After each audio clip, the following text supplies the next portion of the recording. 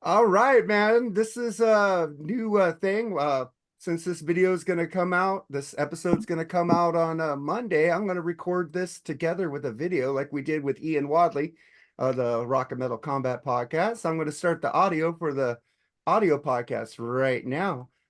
So, everybody, welcome to the Freeform Rock Podcast. We are here today with two esteemed artists. We got the underground rapper extraordinaire there. We got Mr. Skribbal. And then we got Kaity Heart from her band. Let's talk about your band real quick, man. Tell us about, introduce everybody. Yeah, Mooger, Jerry, man, you guys talk, man. What's going on? I don't want to jump the gun here. No, that's cool. I mean, this is going to be an interesting episode. It's a band that I've always wanted to talk about. Kind of always had a soft spot for. So I'm kind of looking forward to reviewing this album. Well, besides myself, of course, we got the great Mooger Fooger, man. How are you doing? Been a busy day, man. Been a busy, productive Saturday, just domesticated bullshit. So Hey, man. Just the progress, man, and productive, man, are good words nowadays. So absolutely. So now from here on, my day is going to be shit, but this is going to be a really fun couple of hours. So really, really happy to have Kaity Heart on the show today. Welcome to the podcast. Your band absolutely rules. Thank you. Well, Mark had put it up there and he was like, hey, we're going to be talking to Kaity Heart and she's from a band called, and I'm like, what's the band called? And he was like, no, you're fucking with me. You're just making a joke now. And it was like the Sunflower Fox and the Chicken Leg. I was like, okay, I'm sold. I got to check it out. And I did a deep dive and I really love it. My wife really loves it. And yeah, we're fans. So you're stuck with us now. Yeah. Yeah, I told her that her name reminded me of that REO Speedwagon album, The Earth, a Small Man, a Dog, and His Chicken. It's going down. The first thing I thought of was that album name, which is a great album, by the way, by REO Speedwagon. It has Liar, Love Is All Right. A little acronym there, saying it liar, but they're singing Love Is All Right. Yeah, that's fucking cool as fuck. But man, and we got Skribbal, man. Skribbal's been on the show. He got me in trouble with another podcast one time on the after show. You got yourself in trouble, buddy. Hey, you asked me the questions. I just opened up. You could have said I refuse to answer that question. Well, I was drunk. Drunk is true, sir, man. But man, we got a good episode going today. I picked it, but I let Jerry pick the first song, which I should have done. I should have picked that song that we play. We're doing Everclear, So Much for the Afterglow, which was released 2 days before my 27th birthday.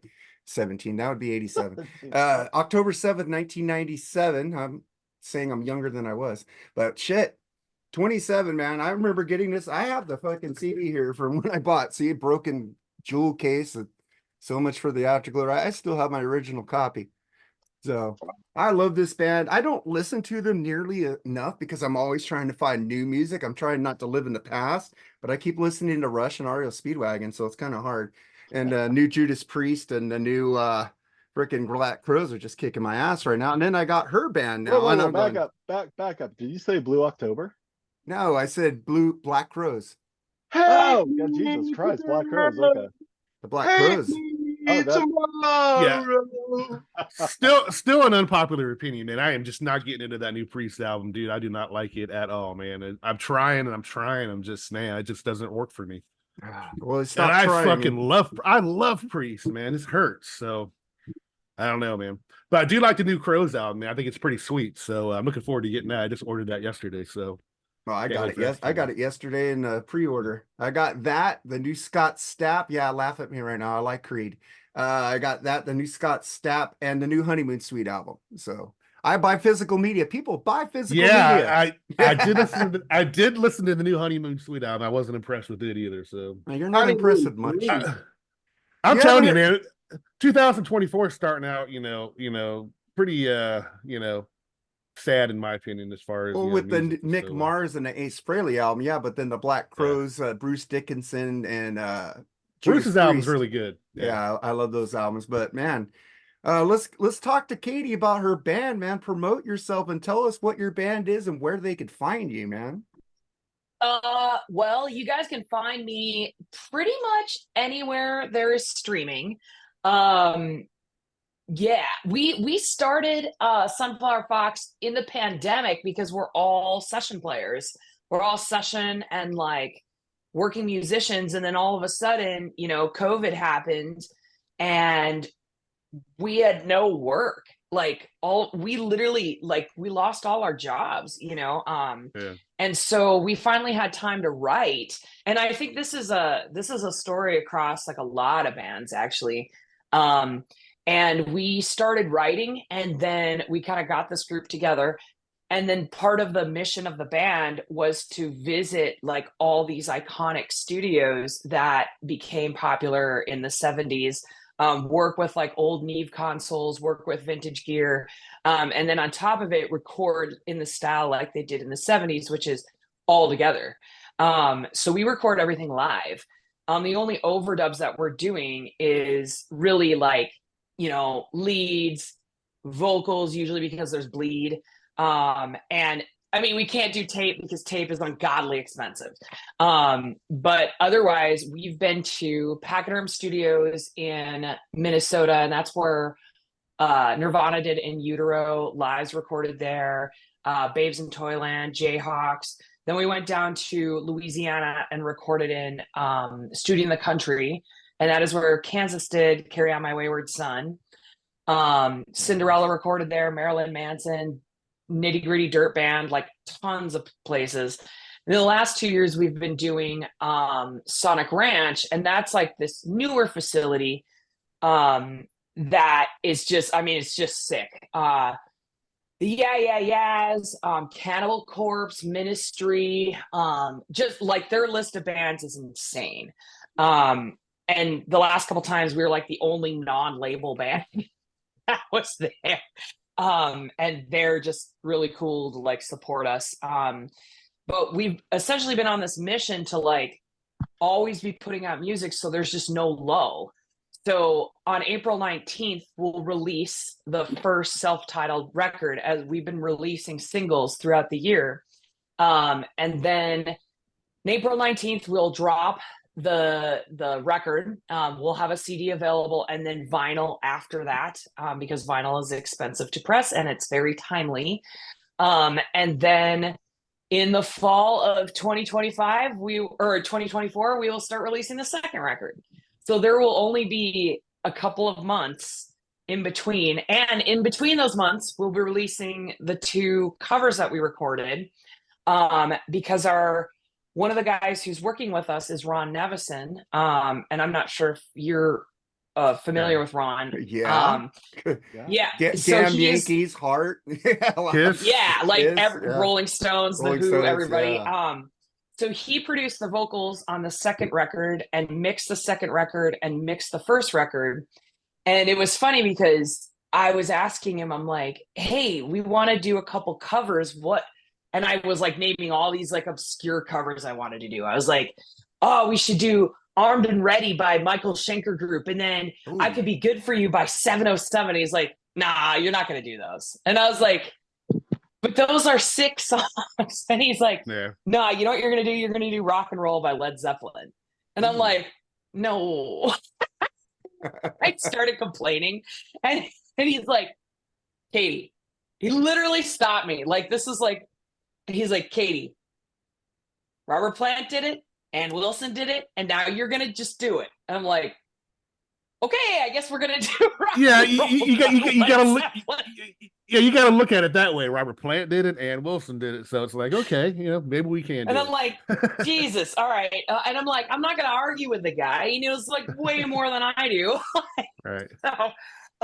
So yeah, so that'll be one of the covers released, and then we've got another one as well. So there'll be 2 covers released, and then we'll immediately start releasing the second record, and then the second record will come out in a year, and the third record's already been recorded, and then that will release immediately. So yeah, so that's kind of like the object of the band, is to stay pretty true to the genre, stay true to the recording experience, and then also like kind of help bring some of these like amazing studio experiences back into like the forefront of other musicians' minds, because yeah, it's so easy. Like, we have 4 band members that own studios. We could just do this at our house, but it's like there's something about getting away and being in a van and like going to the studio and like being stuck together for a week and having to just figure stuff out.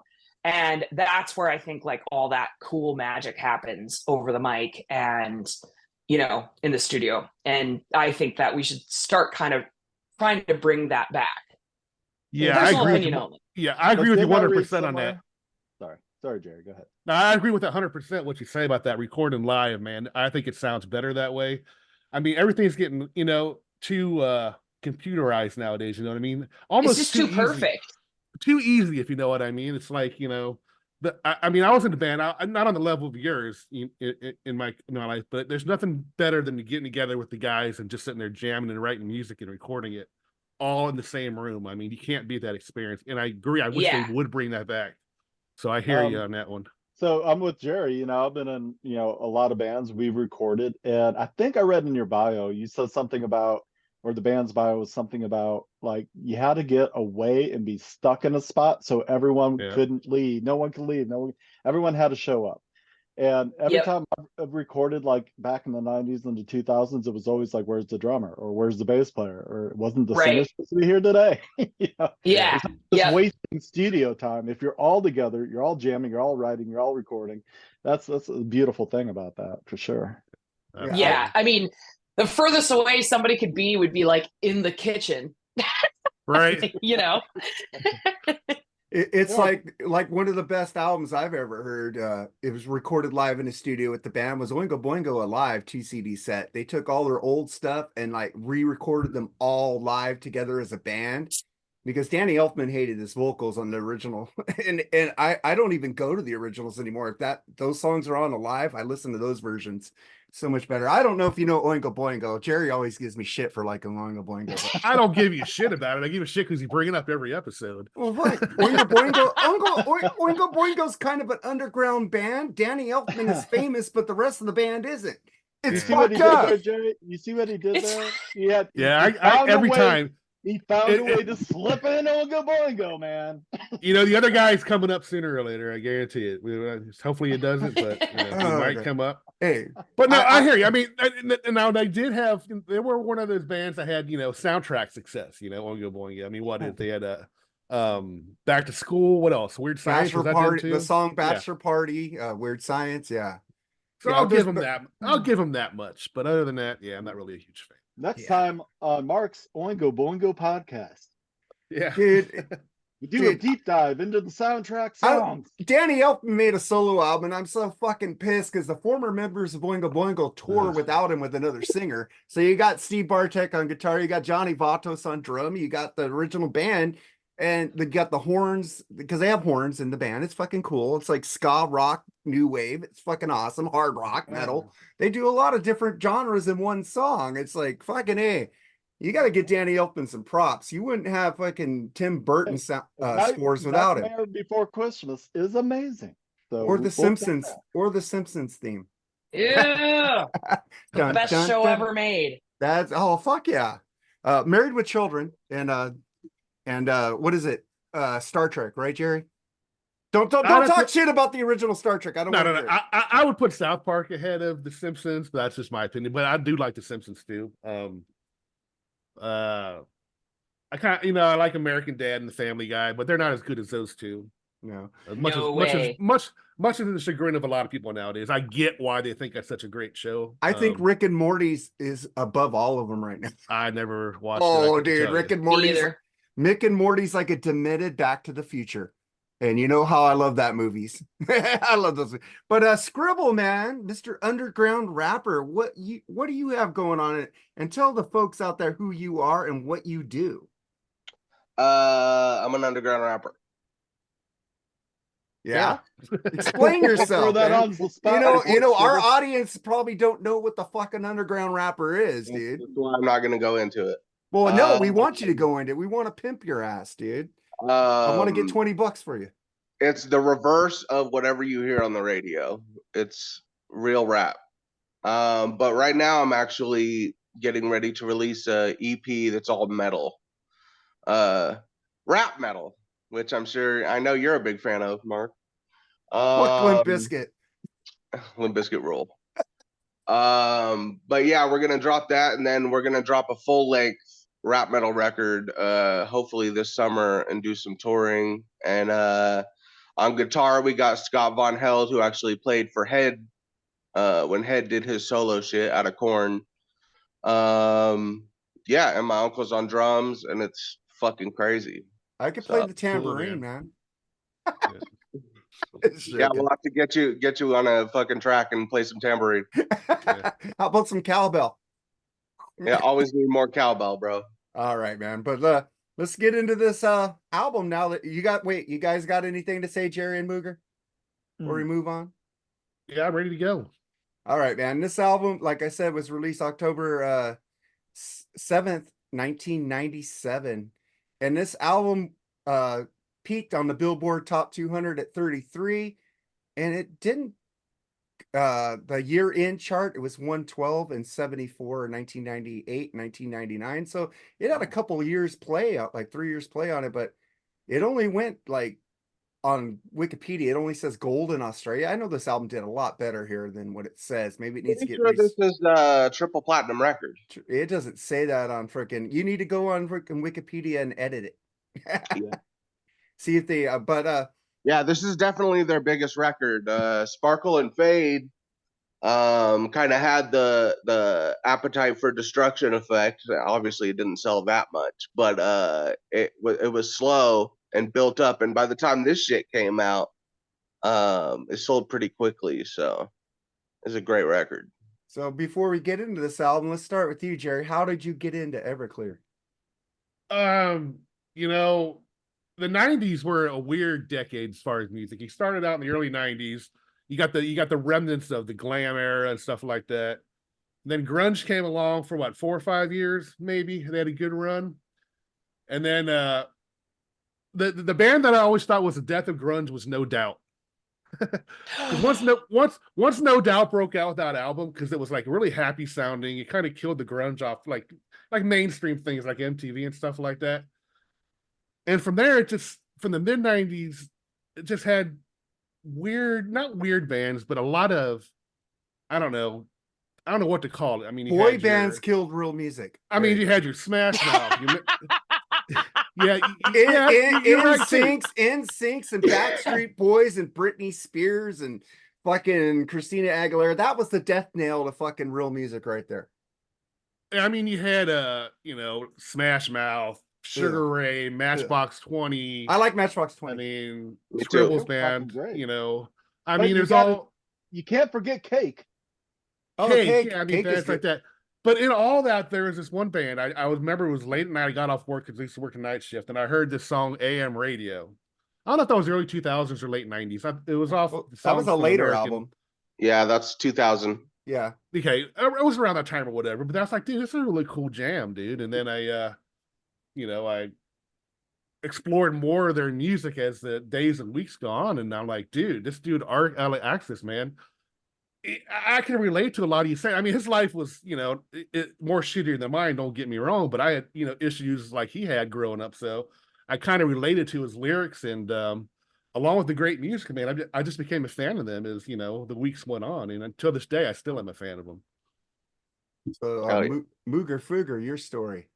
I listened to in Fort Wayne, Indiana, we had like basically 3 rock stations. We had classic rock, modern rock, alternative rock, and you couldn't get away from Everclear on the alt rock stations at all. It was everywhere. Never a huge fan, man. I mean, they had some catchy tunes, but then they had some more catchy tunes and some more catchy tunes that sounded like the previous catchy tunes. So I'm like, I just never became the biggest fan of the band. Respect the hell out of them. Just saw them live maybe 3 or 4 months ago. Blew the roof off, man. They're a great live band. But I came, by way of this actual record was the first I'd heard of them, and I can't say I really followed them beyond that.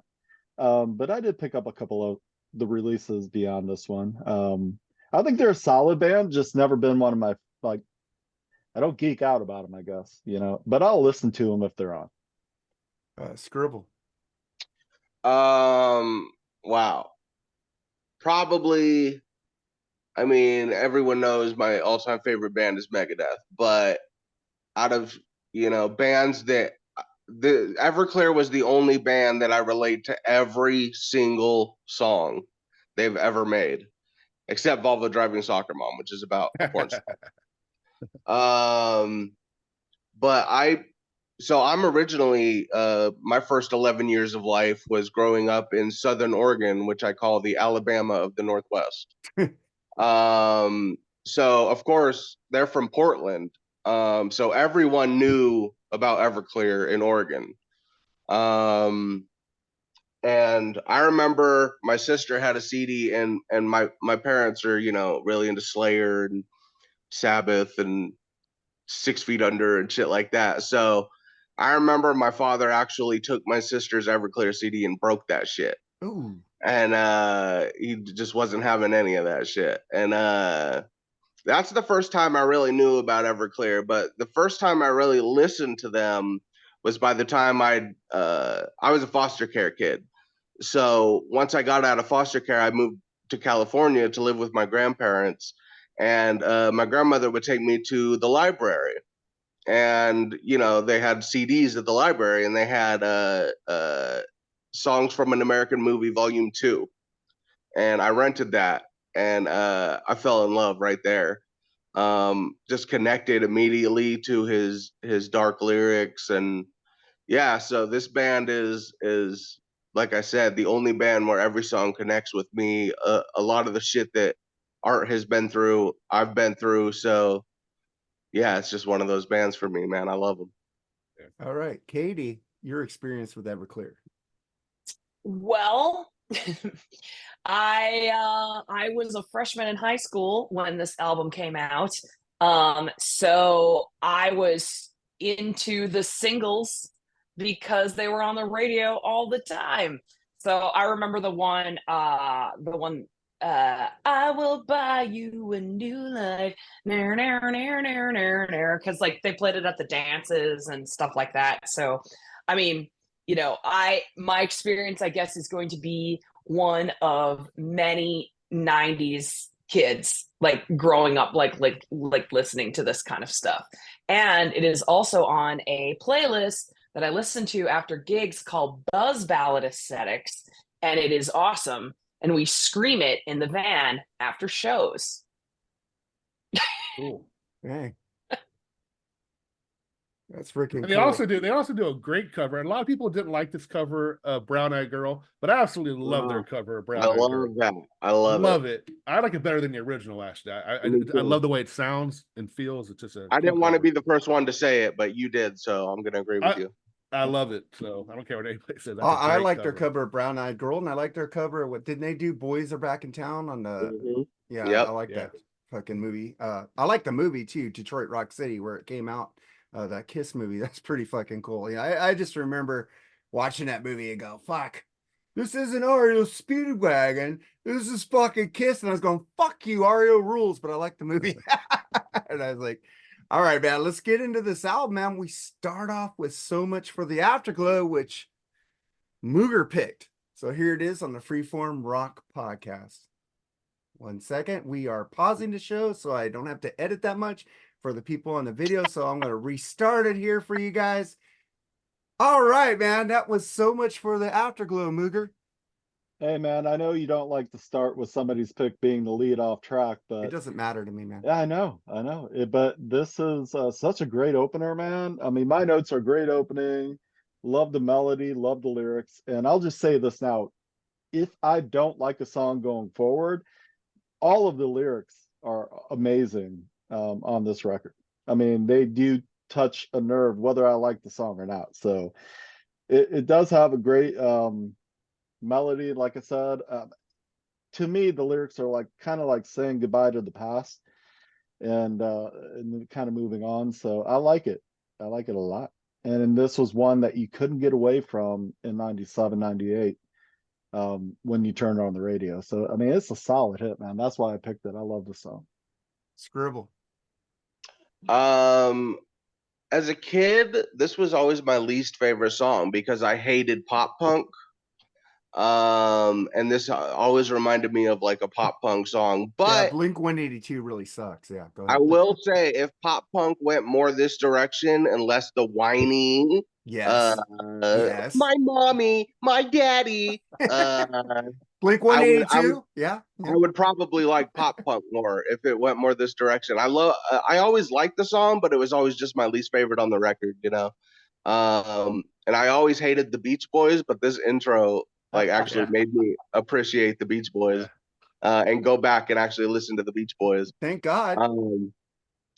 But yeah, it's a banger. It's a fucking hell of an opener. I love it. All right, Katie, what do you think about it? I like it. I mean, I don't know. I like it's funny with the 90s because I always think that they all kind of blend into each other. And that's okay because I think it's just like all of these songs to me just are nostalgic and just remind me of, you know, high school. So any of these songs, that's just what it's going to bring up for me. Nice. And I'll get into it. This starts off like all Beach Boys Skribbal, and I love the Beach Boys. I've loved them since I was a little kid. So I was like hearing those fucking harmonies, like good vibration kind of stuff. I was like, yeah, this rules. And then it comes in all hard. Fact, like you said, it's a banger, dude, to start off this album. I fucking love this song. And the lyrics, man. I don't like, you guys are talking about Art Alexis. That guy is a fucking poet. And people need to dive in. The songs sound poppy and punky, but the lyrics are not light in the loafers. Just remember that. They're dark. And really quick, an interesting thing is that Art actually told me this. I've gotten the pleasure of kind of building a friendship with Art and being able to talk to him on the phone a lot. And he told me when this album came out, he was 35 years old, right? They got a real late start. And by that, especially at that time, you know, pre-internet, I mean, there was internet, but it was very, you know, not everyone had it. It was a very different era, and people, you know, the record company basically came to him and said, well, let's say you're 25. And Art was like, well, you know, no one's going to believe that. I don't look 25 years old. So I always loved that he said that. He told the label to fuck off, and that if he wants, you know, he can make himself look like a dipshit. He doesn't need their help to do it. So I always liked it. That's why he's so deep. He's an older man. He's had time to formulate his style. He was in other bands. He's been doing this forever. You know what I mean? So that's why he's so poetic, and he's able to capture that thing that he has. You know what I mean? Because he was already a grown ass man. He wasn't a 22-year-old when this shit came out, you know? Yeah, man. So Jerry, you get to end with this song, man. I mean, Skribbal mentioned it, man. Art is one of the most genuine people in the music business, in my opinion. I mean, his lyrics are real. There's truth behind his lyrics. They're biographical in some sense, well, in a lot of ways, I guess you can say it. Just a solid freaking dude, man. He just seems like, I mean, Scribbles had the pleasure of meeting him. I would love to you know, have the chance to chat with him one day if it's possible. Skribbal, get him on the podcast. But anyway, about the song, yeah, you guys mentioned the Beach Boy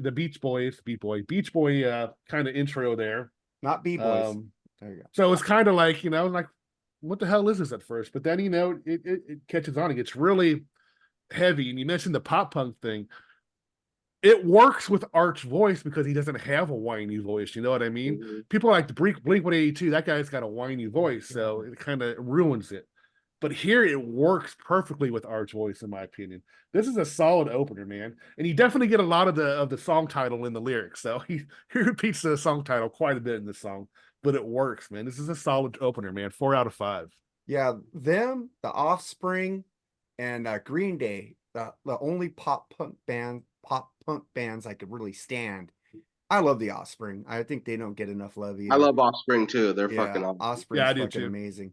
But I remember I got that CD, Gotta Keep Them Separated. It's like, damn, that's fucking awesome. And then we get to the next track, which I picked because Jerry picked the song I should have picked since I picked the album.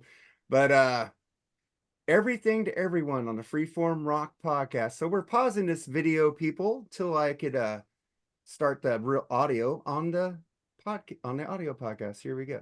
All right, I picked Everything to Everyone, man. This song is fucking cool because if you think about it, we all try to please people. We all try to be like what people want to hear. We all want to we want to be liked, right? And this song is like going, he's like bitching at this person. Why do you have to be everything to everyone? Just be you. You know, that's what I do. That's why I get blocked on Facebook a lot. I give a lot of opinions people don't fucking like. And this song fucking rings true to me. I don't want to be everything to everyone. I just want to be me. And I fucking love this fucking song. And fucking social media has fucking, what was he thinking? Social media wasn't out when this happened. This is what people do on social media. They try to please everyone on fucking Facebook, Instagram, or whatever. He's fucking, what is he, Nostradamus here? Fucking This song rules. And we go to you, Jerry. Yeah, I mean, this is another great freaking tune. I love it. I love the guitar sound on it.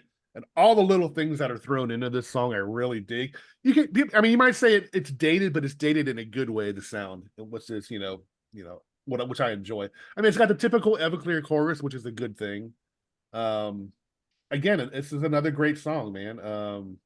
I give it another 4 out of 5, man. Love the way this album's going so far. Mooger. I really like this tune, and I think Jerry, you kind of touched on it. It sounds dated, but in a good way. When I hear the song, it just takes me right back to the time when I was listening to it, and that's not a bad thing, man. That's the same with when I put on an early Kiss record. It takes me straight back to when I first heard it.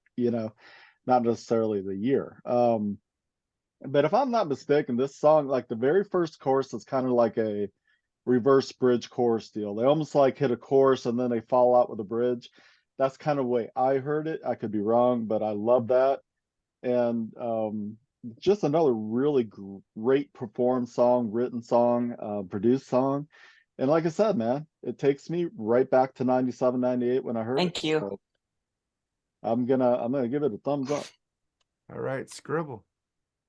I mean, just another banger on an album full of bangers. I love the bass line. The bass line in this song, like, it really drives the song. The production is great.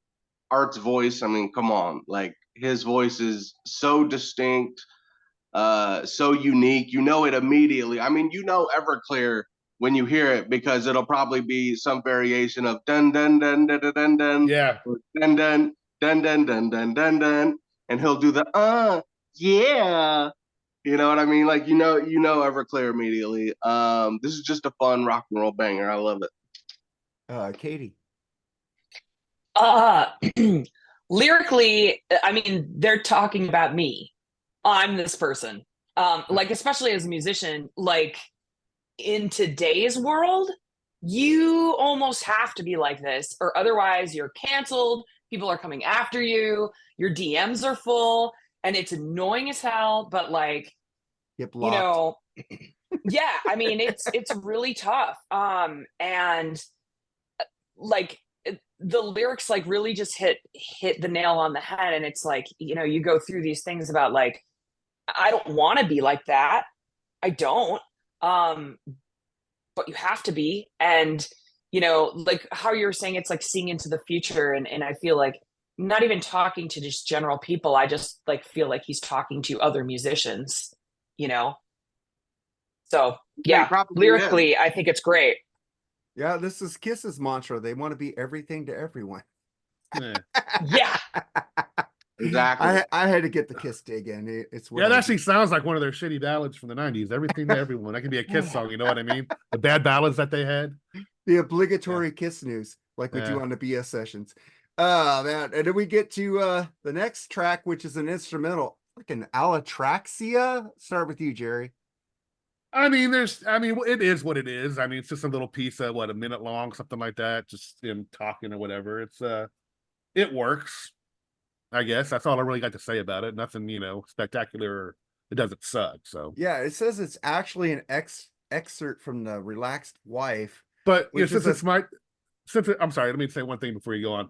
I want to give a shout out to fucking, Craig and Greg, dude. I think we talk about art a lot, but as a rhythm section, those two guys really nailed it. You know what I mean? And they pretty much are the classic Everclear lineup. And man, so I want to give a shout out for the rhythm section. They're not in the Everclear. band anymore? Nah. Oh, that's No, they haven't been in the band since Slow Motion Daydream.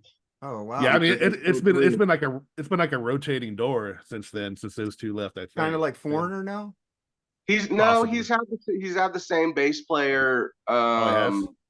And but I know he's had a few other guys come in and out, but it's basically been Art and I forget the bass player's name, but it's a Native American dude. He's really, really dope. Mooger, what do you think? Is it about Freddie something? Freddie something? Yeah. Freddie something. I don't know his last I name. can't remember either. Freddie something. So check out Freddie Freddie something. something. There it is. Yeah. Freddie something. So Mooger, what do you think about it?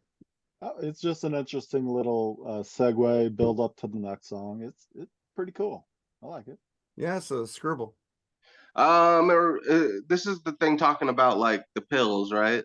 Yeah. Well, The it's an little instrumental, like from the Relaxed Wife, which is a 13-minute film or something. Yeah, it sounds like some shit from the 50s. Like, take Yeah. your pills to be beautiful. Like, it This sounds is like from that. 1957. Yeah. So I have an ear for the 50s. So Of course you do. You like Bob Hope and Bing Crosby. You rule, that's brother. right, bro. There you go. Yeah, it's cool. Goes into the next song. It's total filler. What do you think about it, Katie? I mean, I think these kind of little tiny 1 minute long instrumentals, this like reminds me of what they kind of did in the 70s. A lot of the albums in the 70s had these random instrumentals. I know Dreamboat Annie has them. I'm trying to think of the other bands that, what was that? Black Sabbath, they always had like Yeah, little. like they all had these cool little 1 minute random tracks. And there's so much of the 90s that was inspired by the 70s. So I think that this is just another one of those cool little callbacks. Because so many bands were inspired by stuff that happened in the 70s because it was such a pushback away from what nonsense happened in the 80s. Sorry, did I say that out loud? It's fine. Okay. I like a lot of the hair bands in the 80s, but I'm a huge Rush fan. Yes, I got Rush in here. There you Best go. thing that happened in the 80s. Best thing that happened in the 80s was thrash metal. I love Metallica. Thank you, Metallica, for creating thrash metal. People will get on me about that. But I gotta actually agree with Katie, because in the 90s, in that quote unquote alternative / grunge movement, you were hearing all of the Sabbath and the Fleetwoods and the Zeppelins, all of that started coming back, like real instruments. You're hearing mandolin and Moog organs and everything in this music, and I'm like, holy shit, yeah, it might have killed off Tough and Poison. Now we've got some real music to listen to. What's wrong with Poison? Tough sucks, but Poison Everything. I'm just saying that Poison was fine for its time and when it came out and it was fun, but I didn't need 1,700 more Poison. Okay. Yeah. Oh, well, that's true, but Poison is an innovator in that. Come on. I'm not going to deny that, but Thank you. it was like when the 90s hit, and I'm to bring up an album that we just recently reviewed, Blind Melon Soup. Holy shit. Even the debut from Blind Melon, fuck, the writing was just so good. The singing was so good. I finally heard layers of instruments. This wasn't Backstreet Boys and Britney and all of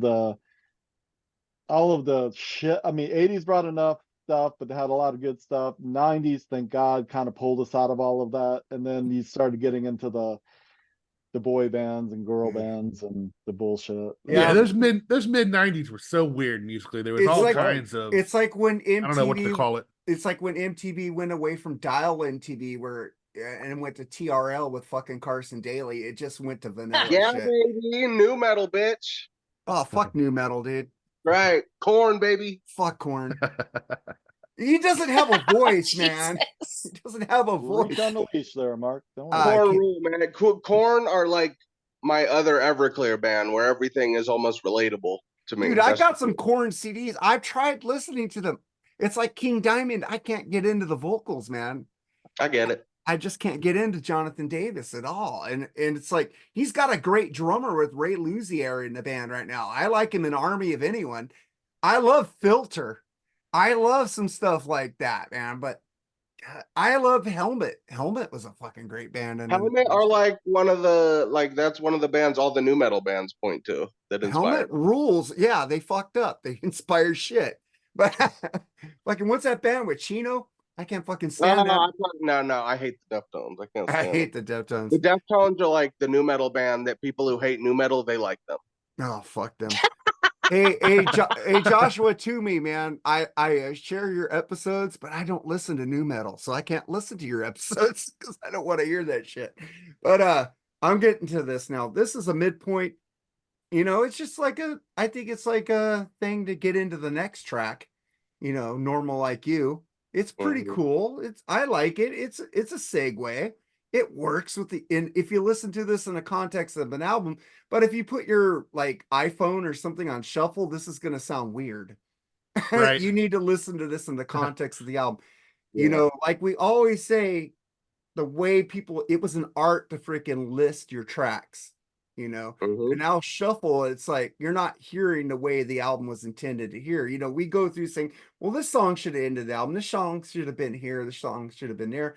But back then, artists took the time to freaking label their albums. That's the fun. That's the one of the funnest parts about making an album is when you got all the songs done and you gotta be so meticulous and go through it a million times and see like what fits after this one, what fits. Like that's the fun part about being an artist. Yeah, but kids today don't know about album I know sequencing. they don't. You Yeah. do Don't it all get for it. nothing. It's all in vain. So no one gives a Well, I fuck. give a Right. fuck. I listen to albums in its entirety and then I'll go shuffle it later.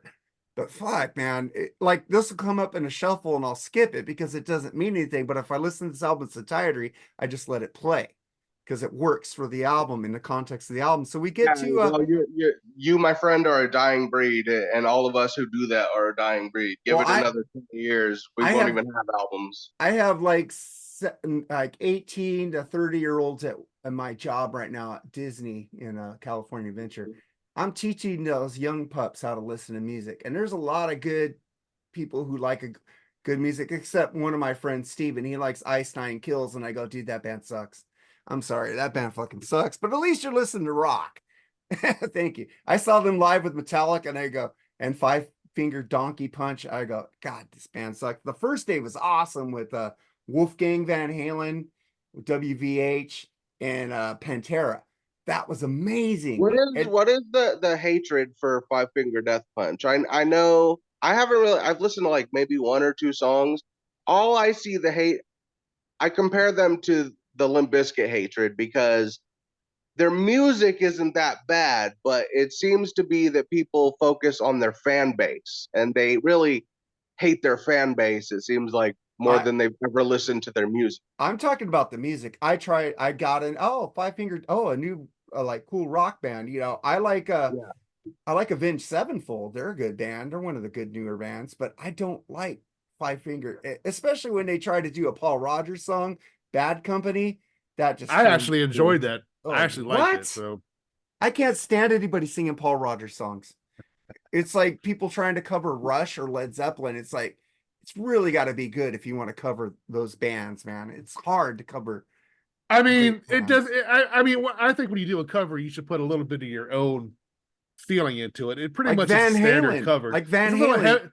it's a little heavier than the original, but still pretty much stands by the original, though. But It's I like hear what Van you're saying Halen there. with "You Really Got Me" or "Where All the Good Times Gone." They made it their own. Yeah. It's pretty even Happy Trails. I like Happy Trails. I'm sorry, I like that. I think it's pretty cool.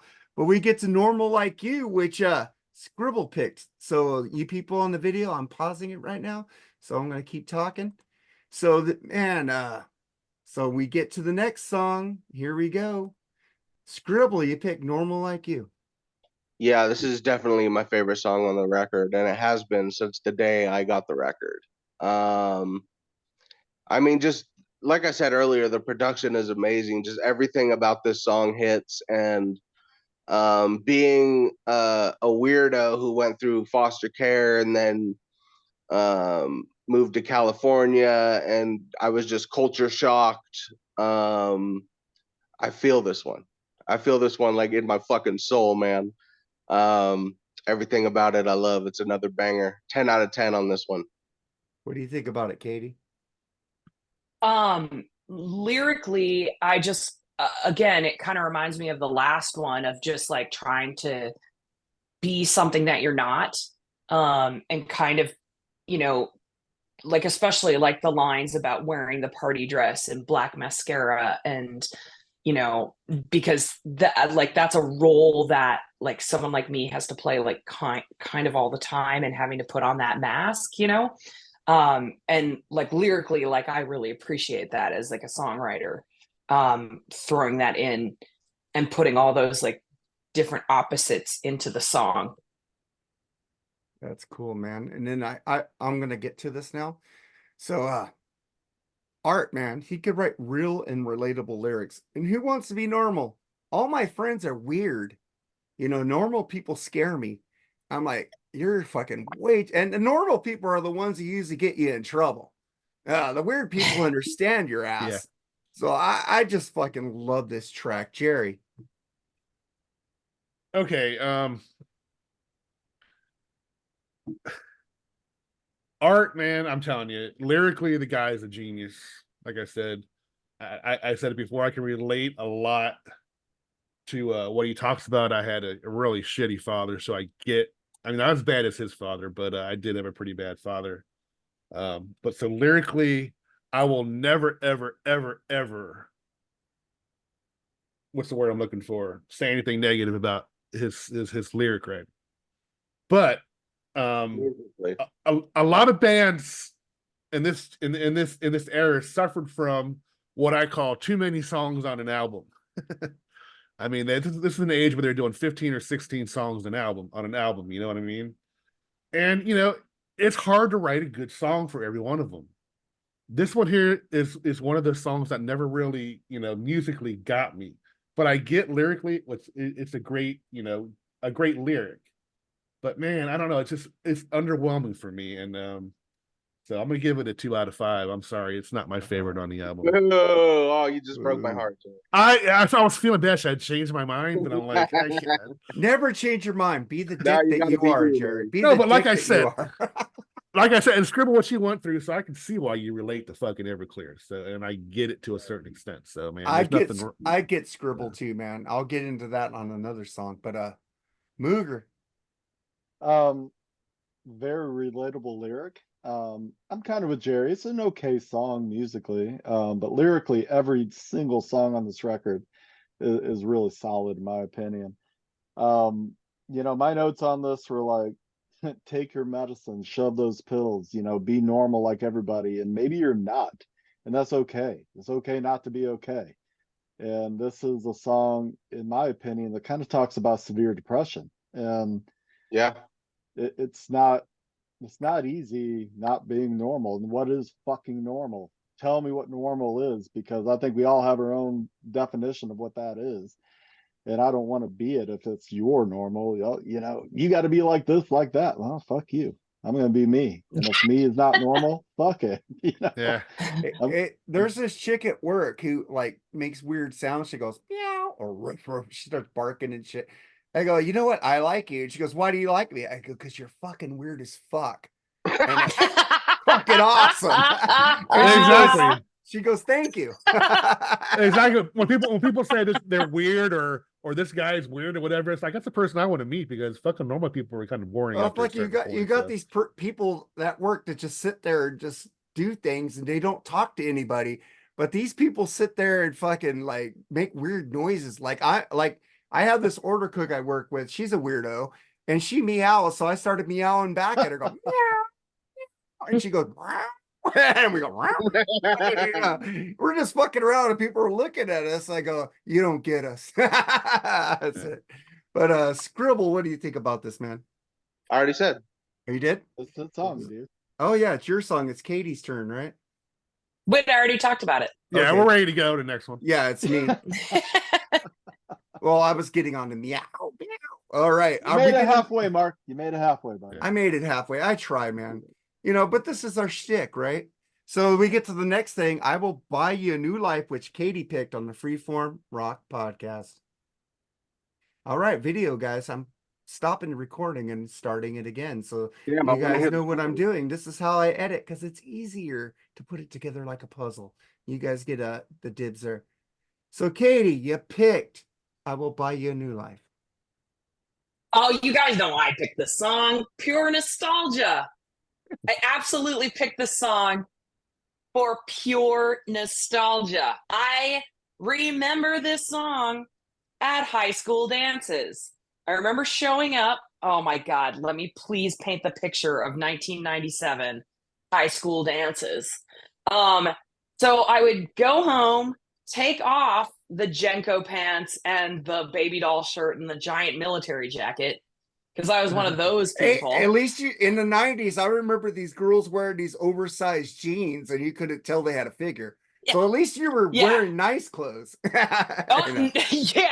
I would steal my dad's military jackets and I would wear the military jacket over like this tiny top and then the biggest pants that you could fit like 4 people in. I know, right? And then I would change into a horrifying crushed velvet maxi dress that I got at Mervin's, California. Oh, I We all love remember Mervin's. that. I've been That's there where I plenty of went for- times. That's where I went for my school clothes. My mom took me to Mervin's to get my school Yes. clothes. Hey, you're lucky. You're Right. lucky you got Mervin's. I got Kmart when I was growing up. I as a had kid. Kmart too. It was Dude, either Kmart was either awesome. Mervin's, Kohl's, or like Kmart. My mom liked. Like I never got anything brand names. That was just not Oh, gonna my happen. mom took me to this place called because she was giving me these fucking, what is it called? Those corduroy pants, those tubskins Yeah. from Sears. Yeah. And I was getting Yeah. beat the fuck up from wearing those corduroy pants. I go, Mom, I need Levi's 501 jeans. So she found this place by our house that gave us fucking messed up Levi's for 25 bucks. You know, they had the stitching wrong. We got but I had 501s. And she said, here, Regular pants. irregulars. Yeah, I had irregulars. My mom was poor. I appreciate single mom. She fucking did. man. Yeah, she did. Well, I got you beat. We did, Not- we did all our shopping at Goodwill, man. Yeah. I got corduroy pants, but I also got Izod Lacoste shirts. So I got beat up a lot more than you did, probably. So. Dude, I wanted the members only jacket so bad back then. But And as a a kid, swatch, I wanted a swatch. Nobody would get me a fucking swatch. you're probably one of the big Swatch. calculator watch people, you know. Oh, I didn't like the calculator watches. I thought those were dumb. But I wanted the Casio Iron Man one. But I did have a big green machine instead of a big wheel, so that I kind of had the green machine too. So I kind of put me up with one of the cool kids in the neighborhood after I got that. So Well, I it had wasn't all bad. ColecoVision while everybody had Atari, so everybody Yeah. come to my house. Oh. Oh, I went to their house to play Missile Command, and they came to my house to play Donkey Kong. So there you go. Yeah. Because One thing I always hated about ColecoVision's Donkey Kong, it was backwards. who I hated cares? that. You Well, they played had- the game. They had to do that because they had to get rid of one level, I think, because of the way the Dude, I know. flipped that game over. Like, you know how you could get to the highest score and you flip it over? I did that with Yeah. that and Zaxxon. I flipped that shit over. I was like sitting there. I skipped school a lot. You know, I fucking was home a lot. Like, I hated fucking school. I didn't graduate till 5 years ago. There you go. But I graduated. But where are we at, Jerry? I lost track here. I will buy you a new life. And who just talked about it? I haven't even gotten to the song yet. I'm just giving you a picture. Yeah, it's her. Yeah, So you're still then going on. I would Sorry, we get interrupted into you. my But then My we get up to crushed Mervin's and velvet. Kmart. Yeah. How about Like, Zodi's? so- Do you guys know Zodi's? No. Let her talk.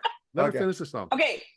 After the whole, getting home from school, getting into the crushed velvet jewel tone maxi dress with too much eyeliner and then glitter. I don't know if you guys remember that trend. Oh, glitter I'd was go to the everywhere. school dance.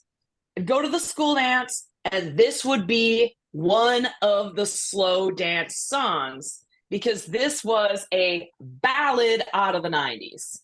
And whoo, boy, like this one, it was so funny because they play this one like alongside like Boys to Men. Ooh, I like know? Boys to Men though. Boys to Men rule. No, I love Boys to Men. Oh, I Listen, love Boys I'm to a- Men. I love New I'm Edition. a champion of pretty much all things 90s because of course I mean I grew up during it, but like, like hearing this, and then like something like Boys to Men, it's just like it's just so nostalgic because I just remember like the smell of like the Commons and like, and just teenager sweat. Did you like In It's Vogue? just like I love En Vogue. I love En Vogue too. Free Your Mind is probably in the top 5 Fuck favorite songs of all time. Like those Yep. voices. I love good Yep. voices. That's why I Yeah, like you. yeah. You got a great voice, man. Thank you. So yeah, I absolutely picked this song because it had so much nostalgic value and just like, man, and then all I could think of was just like the music video was so indicative of the 90s, those very bright colors. It reminds you of California. There is that very distinct California feeling that happened throughout so many different music videos.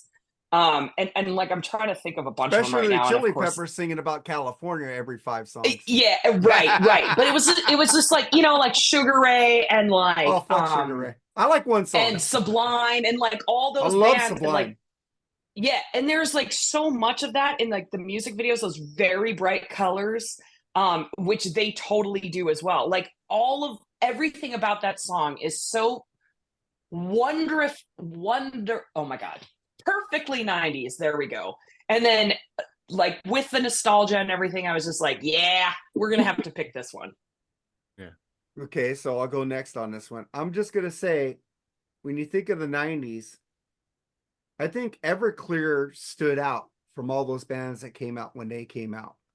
They were actually different. They had their own flavor, and that's why them, The Offspring, and Green Day, I gravitated. Blink 182 was like, God damn, shut the fuck up, you whiny bitch. It's Well, like they were kind of on the edge, right? Like they were like later. yeah, but they were there. They were there in the later 90s. But it's like when I think of the 90s, I think of Soundgarden, I think of Everclear, I think of Pearl Jam, and I think of a lot fucking Great White had some great albums in the 90s. Psycho City. I think heavily of Matchbox 22, and I know that me and you, but they were, if you want to talk about 20 all over the radio, that Yourself and Someone Like You album was, you couldn't escape that shit. Yeah, but fucking Rob Thomas, dude, that guy's voice. Oh my God. When you hear, if you guys ever watched Live at Daryl's House, when him and Daryl Hall sang together, like Daryl Hall did Matchbox 20 songs and then Rob did Hall & Oates songs, it was orgasmic to listen to those two guys blend the fucking together. I was like, God, this rules.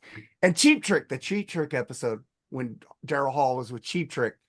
Yeah, Robin Zander is a fucking god. I'm sorry. Fucking Robin Zander rules. It's Agreed. amazing how that guy can still reach those notes, man. He's like Glenn Hughes, man. His voice is just going to last forever, man, which is a good thing. Don't get me wrong. I wish Steve Perry was like that, though, man. God, I love him too. But we get to you, Jerry. Yeah, this is what Skribbal mentioned earlier about the dun dun dun dun dun dun dun. But this is a fucking great tune. I mean, it really is. This is a typical Everclear sounding song, man. One of their biggest hits. When I go back to Everclear's catalog, this is one song I definitely go back to, man. I love it. I love the smooth flow of the tune all the way through. Art's lyrics again, what can you say? And his vocals are just so fucking sincere in this song, dude. Another great. This is a masterpiece of the song. 5 out of 5. Hands down, man. Great tune. This is kind of like sarcasm that he's singing about here, though. It's like he wants to impress this chick, and he's gonna buy her so he could get her. But when you do that, it never works out. Mooger, what do you think about this song? Man, I love this song. Every one of these songs takes me straight back to the 90s. And where I was not in high school, I was in, just starting my professional, life and dating my now wife, and we weren't even engaged at this point. But this was the 90s, man, had so many great genres just kind of shifting. And like you said, when you think of the 90s, you think of Soundgarden, you think of Pearl Jam, you think of Alice in Chains. All great. To me, though, it expanded into Cranberries. It expanded into The Cure, Depeche Shit. Mode. Well, yeah, man, just a lot of like deeper, darker, moody music. And I was coming out of college. I was a deep, moody motherfucker, So listening to some of those bands and the things that were coming around, they all just take me right back to that time. This song is one of the songs that does that. And my notes are like Welfare Christmas. Yeah, well, I've had a few of those. I didn't grow up great. I didn't grow up without a roof, but we didn't always have a lot under the tree, that kind of thing. And what I take away from the song, he's kind of trying to say that the grass isn't greener, kind of deal.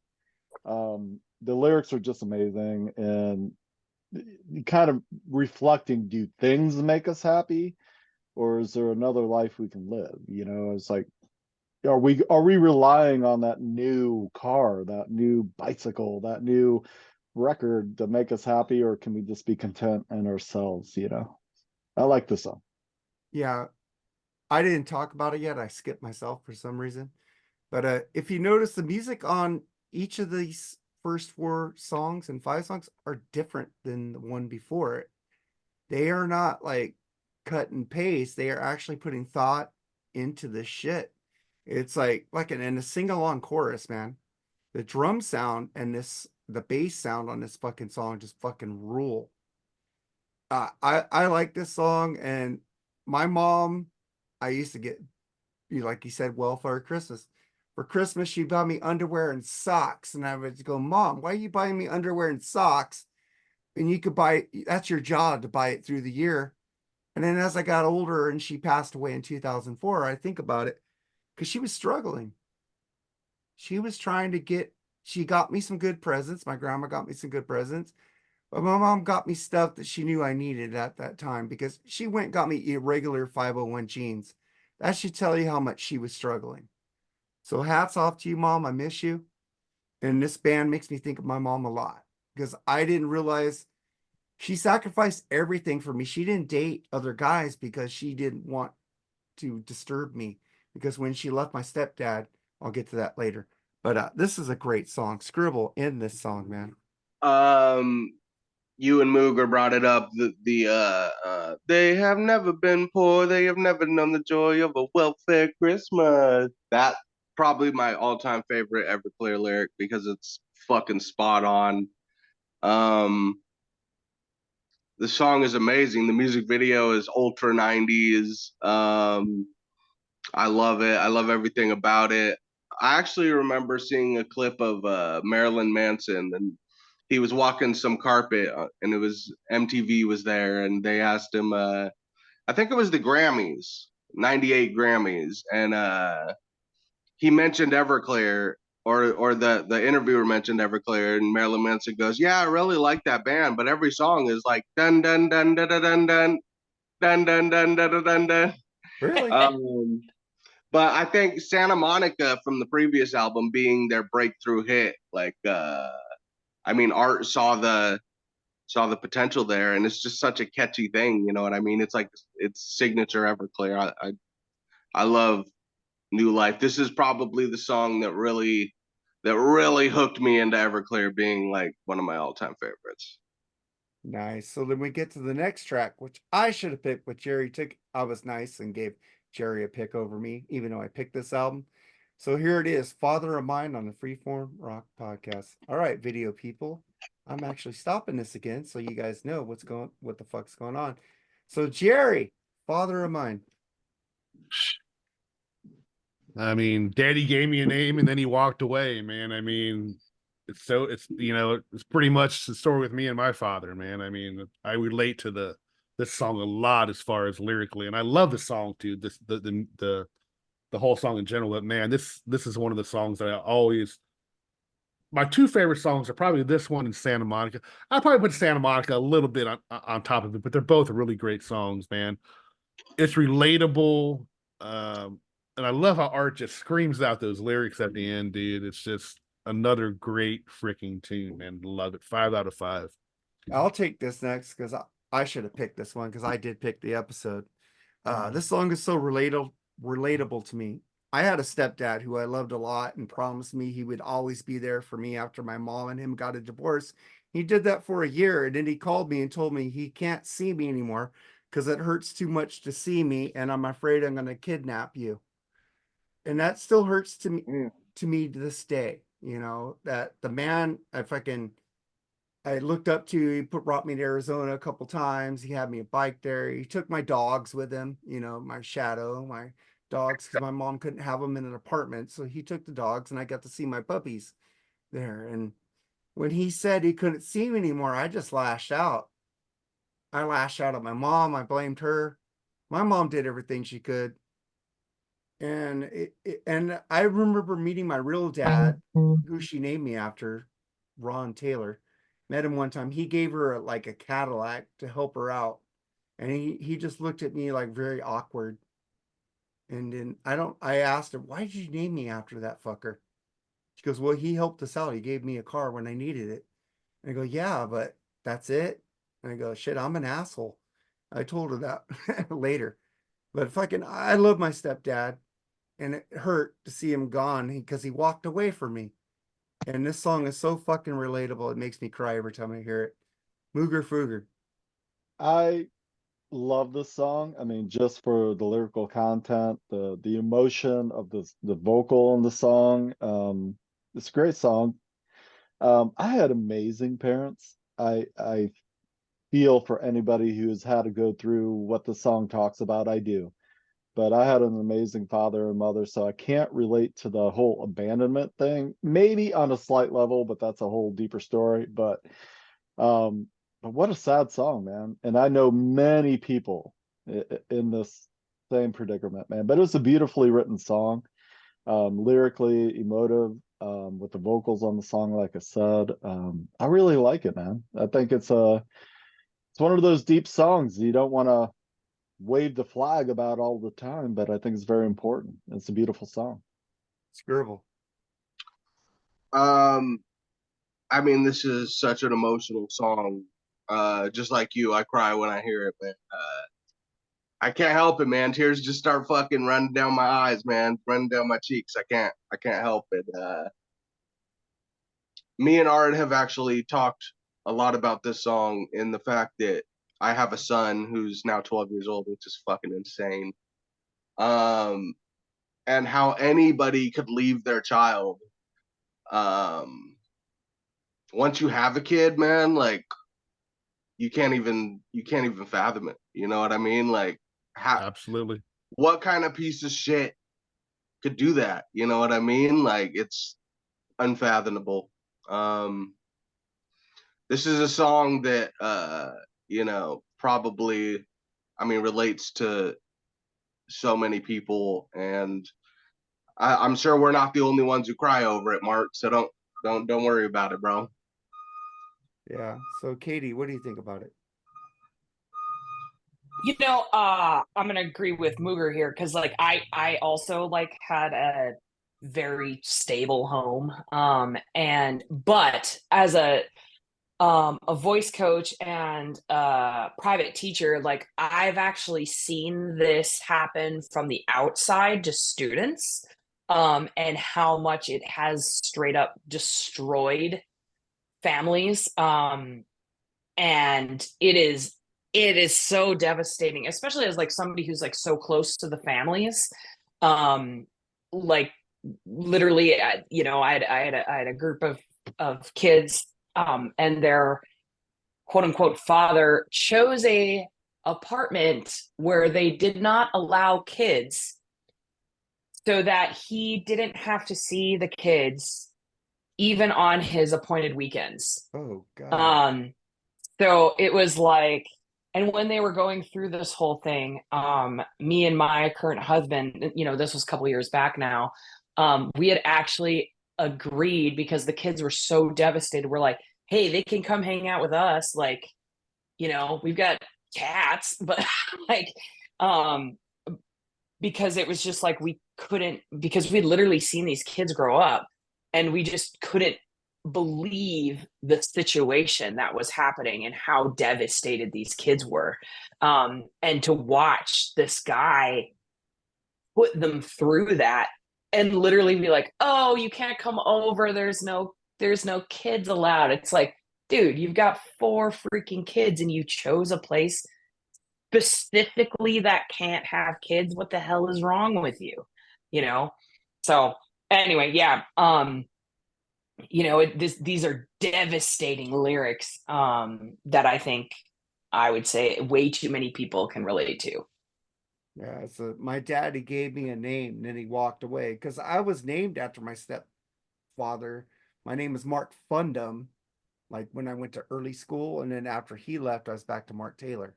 So it was like it devastated me when he told me he couldn't see me anymore. I love that guy. And my mom told me I used to call him Bill, and then one day I started calling him Dad. It was just devastating when he left.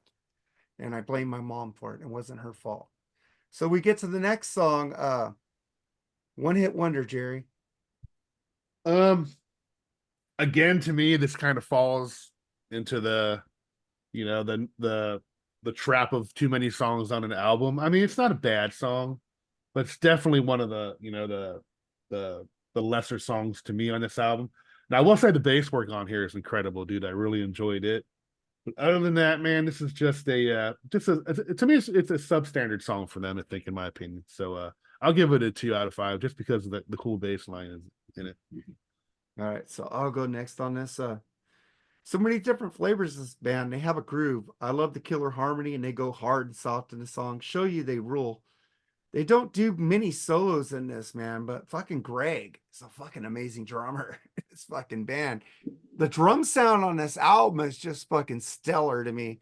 My favorite drummer is Neil Peart. Yeah, got to get some Rush shit in here. So Mooger, what do you think about it? I hate to say it, but my very first note on this, I don't know, I was probably at work and like, who the fuck is Loopy or Loops?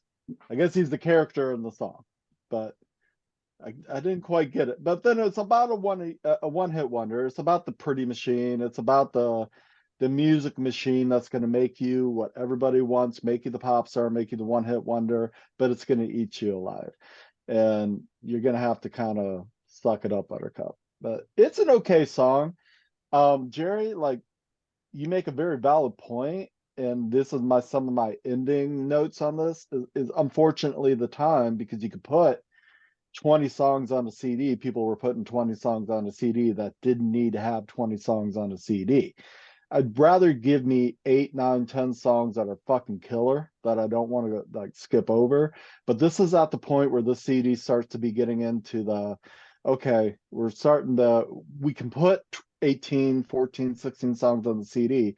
Let's start throwing that many on the CD. And it just didn't need to be there, maybe. Well, and this is at a time when CDs were 18, 20 fucking dollars. Yes, so yeah. they felt like they needed to put more songs on there to yeah, get but people to don't buy give me, I'd pay $20 for 10 really fucking good songs.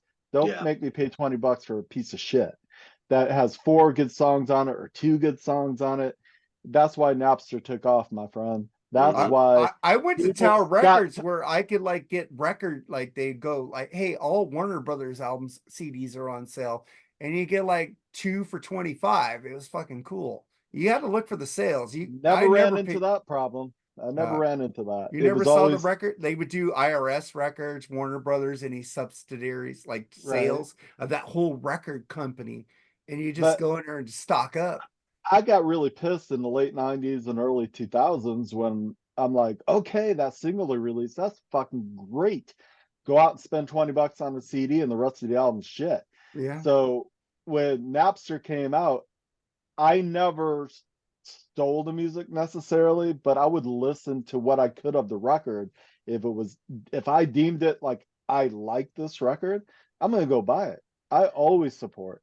But yeah, it was an unfortunate time where people were just putting too many songs on a record. Jack White, he said, he was like, well, Kurt Loder had asked him, so why do you only release like 25, 28-minute albums? He was like, just because I can put an hour on a CD doesn't mean I have to.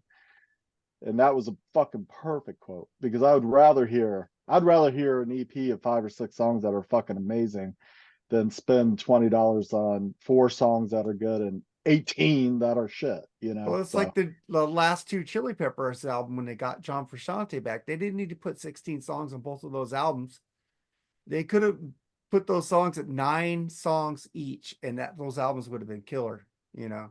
like Rival Sons, like what they're doing now, they don't Short release songs, they fucking amazing records, but they short don't albums. release 20 songs on a record. They do a couple of we're gonna give you some Lightbringer and songs, those Dark songs. Fighter, man, my one of my top albums of the year. I made them one album. So As they were gonna do that, but they knew the attention span of streamers and listeners alike weren't gonna hold on to 16 songs. They're gonna listen to 8 for a minute, and then they're gonna listen to 8 dude, a little Jay bit later. Buchanan has one of the best voices I've heard in Fuck my yes, entire hands life. down. God, Hands you heard him do fucking what's that Olivia Newton-John acoustic song in the library? They did what's that? They did Olivia Newton-John song and Jay Buchanan sang it acoustic. It was just fucking amazing. I'll find it for you. I think it was Hopelessly Devoted to You. They did a version of that with Jay Buchanan and the guitar player You Rival sure it Sons. wasn't Physical? No, That it would've was been pretty cool. it was Hopelessly Devoted to You. I'll send you Nice. guys the video. Skribbal, what do you think of One Hit Wonder? I love the fun little drum intro that we get, and then it goes into, you know, that classic Everclear sound, including the all that Yeah. shit. I love the line, they can't hurt you unless you let them.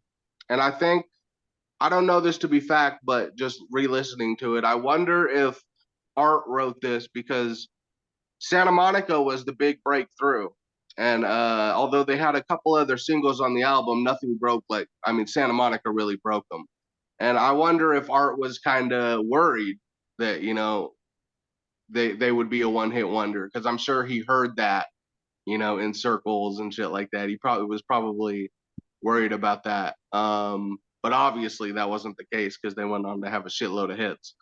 But yeah, it's a fun song. Probably one of my least favorite nowadays. But back when I was 12, you couldn't tell me any song was really bad on here. Dope. Is he still gonna do new music? I mean, is he still gonna use the Everclear name still? Or Yeah. He did a solo album a few years ago, which I don't understand why, because Everclear is Art solo anyway. pretty much, yeah. But I think he's just doing EPs and singles every, you know, few months now.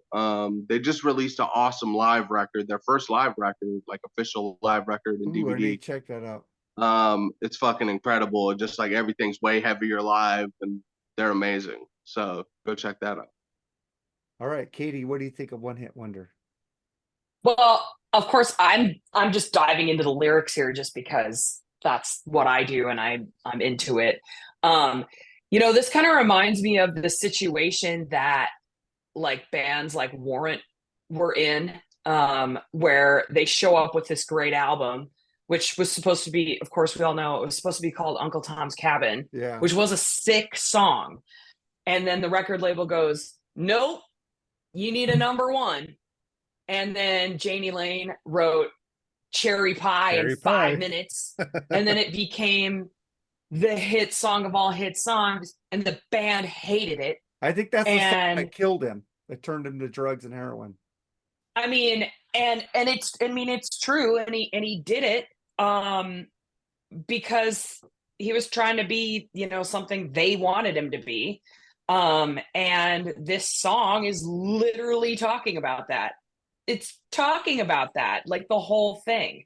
And the kind of like, and this outro, they can't hurt you unless you let them. I mean, Janie let that happen though, you know, and that's like super sad, but God, it's happened to so many bands where they hand over this beautiful album and then the label or whoever says, hey, nope, we need something that's going to sell. Yeah, I mean, you'd figured after the success of their first album, you figured you did have a little bit more say in, you know, all that stuff. But I guess, I mean, the record business, man. I've never dealt with it personally, but it's cutthroat, man. It really is. Thank God for the death of the fucking record label, man. Yeah, I'm just gonna say one thing. Rush 2112, the record company, they turned that album in, and they told them before that album, We don't want any of these epic songs anymore. Make some singles, make some stuff we could sell. 2112 came out, that album fucking blew up, and they had the whole side was one song. And the record company left them alone after that fucking album. You find out these record execs really don't know shit about anything. I mean, no matter how you feel about someone like Kid Rock, right? When he did Devil Without a Cause and sent it into the label was like, cowboy, like, we're not gonna put this on the album, like a rap rock cowboy song, and look what it became. It became like a fucking massive hit. And they said the same thing about Only God Knows Why, a country song on here. Like, what are you doing? The same thing about Picture, and every song was just bigger and bigger and bigger. So record execs really didn't know what the fuck they were talking about. Now, record execs ruined a lot of good albums. Even though Europe got their biggest hit with the Final Countdown, it was the record executive said, hey man, we need more singles, we need more pop. Listen to Europe before the Final Countdown with Wings of Tomorrow, their self-titled album. They are fucking Deep Purple. They are fucking awesome. I do like the Final Countdown. I do like the poppy side of Europe. But when they came back in 2004, said, fuck the labels, fuck it, we're going to be who we are. Europe is fucking rock since 2004. Best material. It only took them 25 years.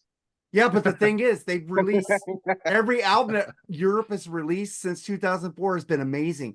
Better than their 80s output. I love Wings of Tomorrow. That's one of my favorite Europe albums. Final Countdown's the next album's okay. But the shit they released in 2004 made me a lifelong fan. It's like they did what they wanted to do. Well said, Skribbal, with the death of the record label, because we all talk about Jani Lane kind of having his hand bent and like write an anthem, write a 80s pop song. That is a record executive talking, and it did create a really fun song and an anthemic song, and a song that, I don't know, man, I still jam to today. But that album was almost perfect. It could have been without that song, and it could have been called Uncle's Town Cabin, and it was that amazing. song is sick. Yeah, it was so good. So good. Yeah. But where they did release that as a single eventually, I don't know.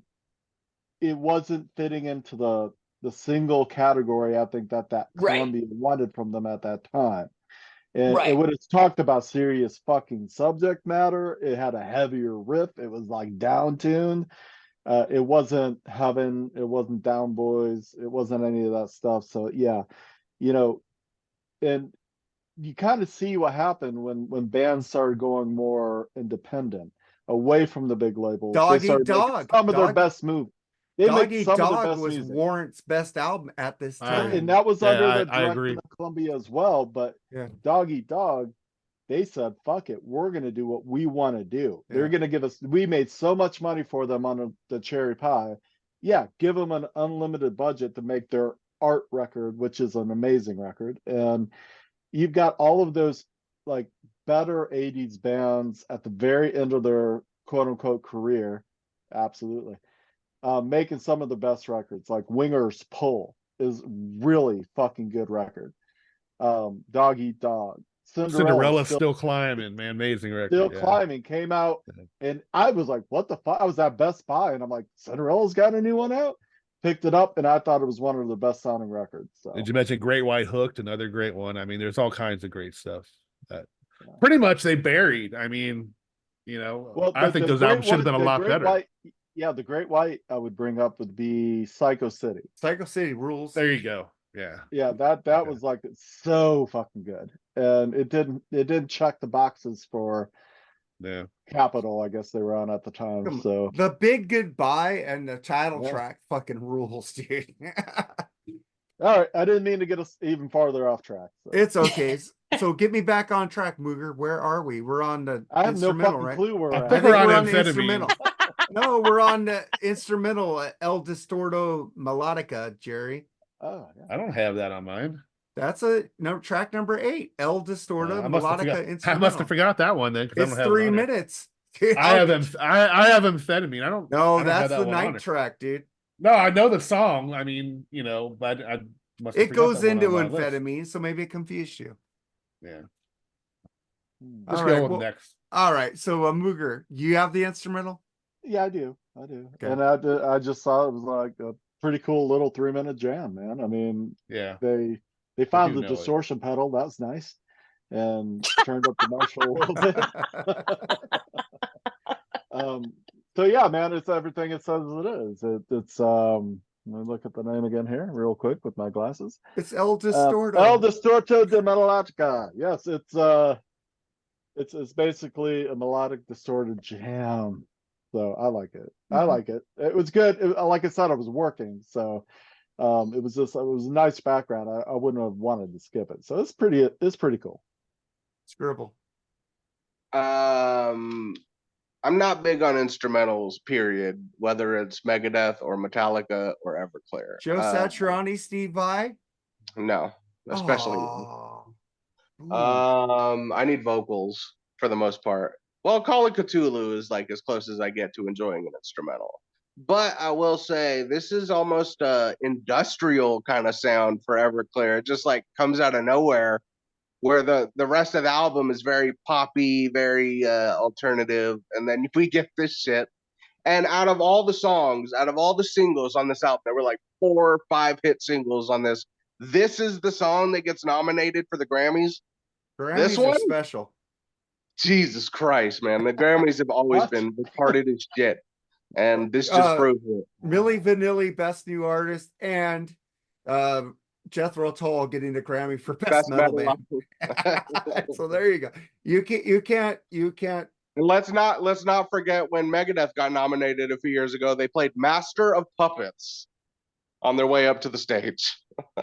So Well, fuck the Tenacious Grammys. D won the Grammy for Best Metal Song for the cover song of Dio. Yeah. And then didn't Ozzy or Motorhead, or I think Motorhead won a Grammy for a cover of an Ozzy song. Yeah, Like, it's like- Right? just retarded. But it's cool. It's cool. I don't skip the song. Like I enjoy it as part of the album, but yeah, it's there. What do you think about it, Katie? Well, it's Jazz Odyssey, but for Everclear. I think it's cool. I mean, Go for it. right? Yeah. I think it's really cool because it's like an instrumental. I'm a Rush fan. I got the YYZ. I got all those fucking killer La Villa Strangiato. I love fucking instrumentals. I love Steve Vai. The audience is listening. Joe Satriani, Surfing with the Alien. I like good guitar playing. Yeah. I forgot. I skipped it and I wrote it on the back of the other page. That's why I fucking got it wrong. Okay. All right. I did have it on here. I like this, and it shows off the band's talent. What did you think about it, Jerry? Then, so you found No, it's a cool tune, man. I mean, heavy. I mean, do I want Everclear to do a lot of instrumentals? No, because I think their strength is definitely in their lyric writing. So, but it's okay. I mean, it's again, like I said, too many songs on the album. I guess they needed something to add. I don't know, but it's cool. I mean, other than that, I have nothing great to say about it. All right. Well, anything else to say about it? We'll start with Amphetamine then, Jerry. Yeah, I mean, compared to the One Hit Wonder, this is like a great tune, man. This is like that. It's got that really good punk rhythm again that we talked about earlier. But like I said, Arch voice kind of, it's better than like Blink-182, that type of whiny pop punkish sound, and it really works on this song. Again, the rhythm section of this band is underrated and incredible and needs some praise. This album definitely needs more of this, and I love that slow breakdown. Around the 225, how it goes out that way. It's another banger of a tune, man. This is a 5 out of 5. All right, Mooger, turn on your mic. Turn on your mic. We always have to have a turn on your mic on these episodes. Come on, man. One episode with me not messing up and going out of order, and one episode with you not having your mic on, that would be perfect. There you go. Okay. Anyway, all apologies. This is at the point where the album starts to seem like it's starting to get too long to me. Great lyrics as always. Every one of these songs has amazing lyrics. But honestly, my only note on this one was, okay, I don't know. It's starting to sound a little tired at this point. and maybe a little same. But great lyric, great message. I mean, it was a pretty cool song, but it was in the background, and I didn't even know it was in the background. I So think you need to listen to it again. I will absolutely. Yeah. And I always give everything a chance, but that's my honest first pass through this song in probably fucking what, 30 years, 20 years, I've 25 had the years. CD since it came out, so the Yeah, song is in yeah. my like. I've got it. Yeah. I've got it. It's somewhere. It's somewhere somehow. It's around, and I will. But I will take a better listen to it. But at this point, we're getting pretty deep into the track listing, and not that I don't hate the song. I don't hate any song on this record. But at this point, I'm like, what's setting the song up against any other song on here? But Jerry, to your point, great rhythm section. I mean, the Yeah. entire record, man. Good All stuff. right, Skribble. She is perfect in that fucked up way that all the magazines seem to want to glorify these days. I love this fucking song. This is another banger. It's about a girl who moves out west to find the sun. You could take that as probably move to Hollywood or move to have a happier life. But also the 90s, if you look at the magazine girls in the 90s, they all have this really thin heroin look that was really popping in the 90s. I don't know what it was about They the were on 90s. heroin, Skribble.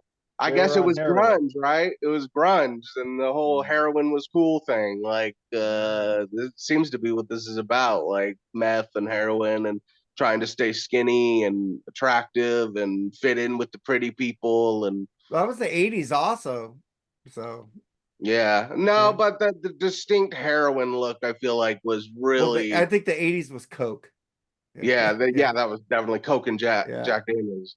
I love this song. This is another. This is a 10 out of 10 for me. This is a banger. All right, I'm gonna let you go last on this one, Katie. It's a great kick-ass song, man. I'm sitting here writing my notes, bobbing my head to this fucking shit. Rhythm section is on fucking top here, man. I think they're up in their game. I think this album is getting stronger as it's going along. I love this freaking song. Katie. I also love the breakdown, but this probably has my favorite lyric in it, which is she's like a teenage anthem. And that's such a great image. And it can mean so many different things for so many different people. And I don't know, like I love that lyric. What a great hook. Fucking Yeah, great. killer song. So, Jerry, we get to the next track, man. White Man in Black Suits. Something really fucking catchy about this tune. I'm glad I listened to this album again because I used to think this song was filler. But man, I was wrong. I don't know. It must have grown on me. I don't know what. But I actually really do like this song, man. Again, I'm being repetitious by the story and the lyrics say it's really good, which it really is. So I can't stop talking about that. But this is a great song. I mean, is it the best on the album? No, but it's a decent tune. I'll give it a 3 out of 5. All right, man. I'll go next. Look, man, these songs have their own flavor. I love this song. It's kind of like you hear the cars in here. I hear the cars in this song with the rhythm, like my best friend's girl on this fucking song. And I love the cars. So I can hear that. I'm hearing my best friend's girl on this fucking Well, song. Art is into all that classic shit. He loves the Cars and Cheap Trick, and he loves Rush. He's a huge Rush fan. Yeah, see, Yeah. that's why I hear this shit and they play everything I love on those 4 bands there. And I'm like, fuck, this is a fucking great song. If you don't like it, you can fucking email me, I don't give a fuck.com. Mooger, what do you think about it? I think it's a great song. I think the song definitely is it's a strong point on the record. It's not the best, like Jerry said, but it's a great song. I like it. This is one of the songs that is a deep track that I forgot about from when I used to listen to the record, but this is one I would either repeat or go to immediately when I was listening to the CD. I like it. Skribbal took off. Skribbal, you there? It's your turn. Yeah. This is a deep cut that gets overlooked because of all the singles on the album, but it's fucking amazing. This is one of the first songs. If I'm not playing the CD and I'm on Spotify or something, I'll go right to this song. I love this song. And this might be the most simple guitar on the whole album. Throughout the song, he's just going and switching it up like barely. And I think people who are only familiar with the singles from this album, they probably, if they're a guitar player specifically, probably don't think there's anything great here. But this whole album is very pop. Like Art broke it down and made it very accessible. I don't even think on purpose necessarily. I think he was just doing what fit the songs to make a great song, right? But Art as a guitar player is underrated. If you listen to Sparkle and Fade or the latest album, Black is the New Black, is probably their heaviest shit. And he can play some heavy shit, he can play some never complex stuff, you know what I mean? He's more from the punk world. But he is a great guitar player, but I don't think you would know that listening to this song specifically. Well, I don't know about that. I mean, I agree with it. He is a very underrated guitar player. I mean, he uses slides. I mean, everything, dude. I mean, he throws the whole book at his guitar playing. A fantastic player. You're right. Yeah. I'm just saying to the average person, they would probably hear this song specifically and be like, "Oh, this is really simple shit." You know what I mean? But like, if you listen to pretty much any other Everclear record, like he's doing a lot of really cool shit. Even on this record, he does cool shit. But yeah, this song's great. 10 out of 10. What do you think about it, Kaity? This kind of reminds me of just like, I realize that the protagonist here is the girl and the guy who's the singer. But it reminds me of like the songs about like the music industry and like kind of doing what they want you to do. It kind of reminds me of like a song like Barracuda, where you're, kind of being the monkey and you know what I mean? And like dancing for like what they want. And the white men in black suits are just, record execs and things like that. And like they're the scary ones. I mean, that's like what I pick up on like immediately, is that this reminds me of those kind of songs. Like Barracuda came to mind almost immediately. Right. Is that what the story behind that song is wow. Yeah. Yeah. Is that, that's really what, wow. I never thought about what the fuck Barracuda was about. That makes sense. Yeah. It was a interesting story on that, actually. It's a really interesting story about that song. Yeah. Yeah, man. Cool. So then we go to Sunflowers, Jerry. Oh, dude, this is a really great listen. I mean, I love the acoustic in it. This is more of a traditional rock song, especially for that period, in my opinion, dude, which is a good thing, man. Everything here works on this tune. The music is just incredibly and beautiful. Everything works. This is a 5 out of 5. I truly, truly love this song, dude. And this is another song that I'm glad I listened to the album again because I kind of forgot. So, man, I actually put this back on my playlist, actually. I love it so much. So, yeah, great tune. 5 out of 5. All right, Mooger. I really like the song, Jerry. Like you said, the musicianship and the music is just beautiful. I believe there's a banjo in this song that just really kind of accents the flavor of the song. I mean, that might be the next song. Oh, am I thinking of the next song? That's why I don't believe in God. There you go. You got it. Thanks, Skribbal. Keep me on track. No, anyway. Okay, my notes on this one are catchy guitar riff, great story, always wanting the best for a child is how I've taken this. Like he just wants the best for his kid. And he's going to do anything he can do to protect them and make the right decisions and all of that stuff. So this is a great song. I do like it. All right, so Skribbal. Yeah, this is the sleeper song on the album. Sometimes this is my favorite song. That opening riff really shows his love for like Cheap Trick and shit. I mean, it's a very classic rock sounding riff. As far as the content, like super relatable. I think it's about seeing, having some sort of mental illness, and then seeing that same mental illness maybe in your child, and being very worried and scared about it, but always being there for your child no matter what. And it's amazing. I love it. 10 out of 10. Another 10 out of 10 for me. All right. So then it starts off like a little Irish hard rock, like a jig going on. This reminds me a lot of the Cars again. This song is fucking amazing. I fucking love it. Kaity. I'm like looking at the lyrics. This reminds me, and I'm not exactly sure like what the real story. Does anyone know what the real story behind the lyrics are? No, like I said, like my best guess would be the mental illness thing, and seeing it in his own child. And I think he kind of alludes to that in the lyrics a little bit when he says something like, you think I don't care, you think I don't notice, something like that. Yeah, because the other thing that I thought of was like, seeing somebody go into addiction, and like watching somebody like get further and further into their disease, and like trying to remember it works either way, right? That's the beautiful thing Yeah. about he can make a song vague enough to where it can apply to anybody who wants to apply to them. Because I mean, that's like immediately like what I think of, especially like when he's trying to like throw you back to, your room as a kid, and like trying to remember happy things when you're trying to like dig yourself out of a hole. I mean, it could be about depression, it could be about addiction, it could be about so many different things.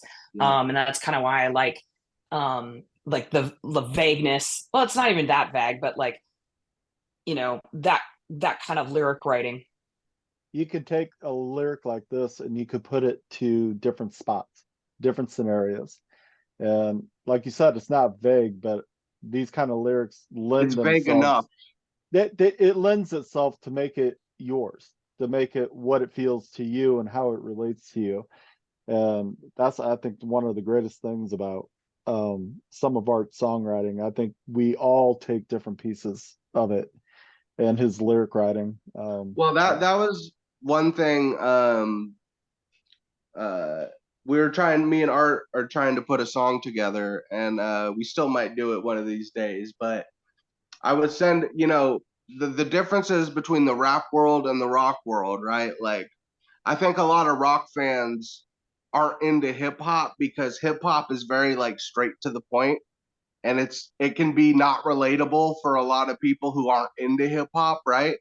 Because hip hop is like, all right, this is what it is. There's no metaphor. I mean, there could be metaphors and shit like that, but it's very to the point. Whereas rock, most rock that I've heard is like, you could take this and it could be anything. It could be relatable to this, to that, to this, to that. Whereas hip hop is like, I'm telling you specifically exactly what the yep. fuck I'm doing. Well, it's because back then rock was Yeah. censored by the record companies and they couldn't say what they really wanted to say. So they had to make metaphors to get that out, and they freaking paved the way for these rappers in the 80s and 90s because rock fucking took chances. Rappers paved their own way, man. I wouldn't say you got the Who going, dude. Who the fuck are you, and getting away with it on the radio? Come on. It's a stretch. It's a stretch. Yeah, I think they both built built each other up, because you got Slayer, even though I hate fucking Slayer. They were doing shit, and fucking Metallica was doing different shit. Even Slayer, like, if you didn't know, like, okay, they got a couple songs where like, oh, this is clearly about necrophilia or something like that, you know what I mean? But a lot of their shit is like, I never knew what's that song that's about the Holocaust and shit? I don't Angel know. of Death. Angel of Death. Like, I didn't know that until like a few years ago. that was about the Holocaust. I just thought it sounded ill as hell. You know what I mean? So, but there is a very, I think maybe that's why there's a lot of people who can't get into hip hop because they're into rock, or vice versa. You know what I mean? Because it's just two different ways of taking in something. You know what I mean? But Art has a way of he has songs that are very straightforward. I mean, Father of Mine is very, you Right. know what the hell he's talking about in Father of Mine, you know what I mean? Yeah. But whereas Sunflowers, it could be anything, you know. So that's one of his strong points, in my opinion. He could do both. All right. So Anyway, everybody talk about sorry to get you off on this. Go ahead. everybody talk about Sunflowers. We got Yep. that song. Yeah. Okay. So then we get to the next track, which is Why Don't I Believe in God? I'll start with you, Kaity. You know, this this hits a little too close to home because, you know, I definitely feel like in recent years I feel like I'm struggling with the idea of a God and or a merciful God and or the idea of a heaven or hell or anything like that. For the same reasons that, I mean, I feel like we're all questioning that these days with all the nonsense that's going on in the world. You know, and having a song come out like this. And now I realize like he's speaking about his family. But you know, having a song like come out just straight up, especially in the 90s, like questioning the existence of a god, is like pretty ballsy because I feel like you can say that stuff now. I feel like in the 90s it was still like pretty verboten, you know. So anyway, I appreciate his balls in that. All right, man. I'll go next. He's playing a banjo in here, and it's kind of cool groove to it. Again, the drummer is on fire. This is my least favorite song on the album, but the lyrics are like amazing. As a Christian, you will question God. God tells you will question him. It says in the Bible, people will question him, but you just got to have faith. That's all I'm going to say because this isn't a religious podcast. Well, So, you know what ruins God for a lot of people? People. yes. Yeah, exactly. My pastor says other Christians ruin God for Christians. So there you go. They're all hypocrites. We're all hypocrites. We're all sinners. We're all stupid. People who put them above people, don't listen to them. But Jerry, what do you think about it? Yeah, I mean, I really relate to this song to a certain point of degree. It's not that I consider myself mostly agnostic, I guess. Who's that scientist? Neil Tyson. What's his name? Degrassi or whatever. I don't know. He had. I don't know if you can find it on YouTube, but he tells you. I think he came up with the smartest answer about God and heaven. I'm not going to get into it, but if you ever get a chance to check that out, he has the perfect answer if there's a God or this and that. And but anyway, we won't get into that. But Thank you. this is one of the more slower paced tunes, which is still great. Like you mentioned the banjo before, and I think there's a little slide guitar in this if I heard right. Again, man, music's top notch, man. Another killer tune, man. This is a 4 out of 5 for me. Booger. I like the song, and I'll get to the banjo now. Now on the right song and reading the right notes. Yeah, man. I mean, controversial lyrics, maybe, but they're amazing. I mean, you know, want to agree with them or find something in them that you can latch onto. Awesome. I like the song. I think it was more of the more interesting listens to where there was a little bit more musical layering, more instrumental layering on the song. And for me, that brings it home, man. I wouldn't skip the song. I forgot about the song from the CD, to be honest with you. Yeah, and you can't bring a song like this up and not have it get semi. You're gonna get a conversation. Yeah. You're gonna get a little bit of a conversation for sure. And that's great. That's awesome. Because I think that's what art and entertainment and music is supposed to do. Yeah. It's supposed to open minds, get a conversation going. I don't need to say fuck you and fuck you. You don't like what I like and you don't agree with what I agree with. That's not the point, man. The point is discussion. Let's talk it out, man. Let's have a beer. I love that Mooger, especially in 2024. Nobody wants to have these conversations at all. Because everything happens over this motherfucker, and it's no one talks anymore. No one meets up anymore. No one actually has a conversation anymore. I mean, I It's can't like, even. it's real easy to be a bully Exactly. by fucking thumbs over glass. You know, it's like, stop that shit.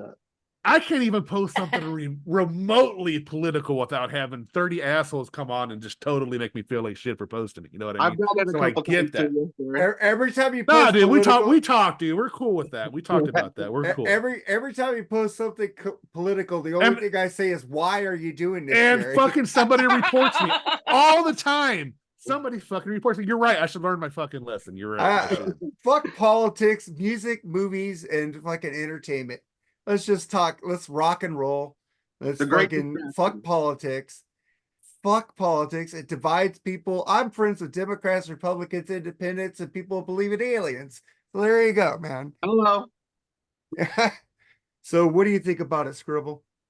So I actually asked Art about this song, and he said it was written about his mother, who was a Southern hillbilly.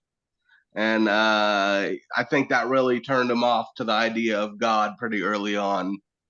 I will say, if you listen to him now, he always mentions he believes in a higher power. He doesn't never goes specifically into it, but you know, as you get older and you live life and you go through shit, he's like 60 now, you know. So I think it's pretty cool that he'll say that. But this song, I love it, man. Banjo time, bitches.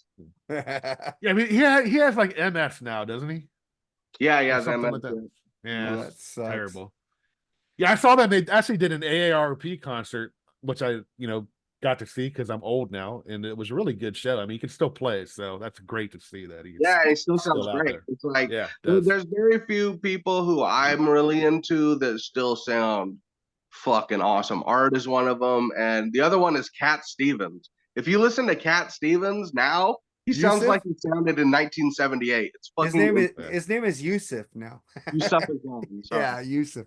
Cat But Stevens he does wasn't have a beautiful exactly voice. he wasn't exactly screaming those high notes either, buddy. No. So he was right there where he needed to Yeah, be. but he still has the tonality is still there, and he's you know what I mean. Like he still has all the energy. It still puts on a killer show. Absolutely. So we all talked about why I don't believe in God.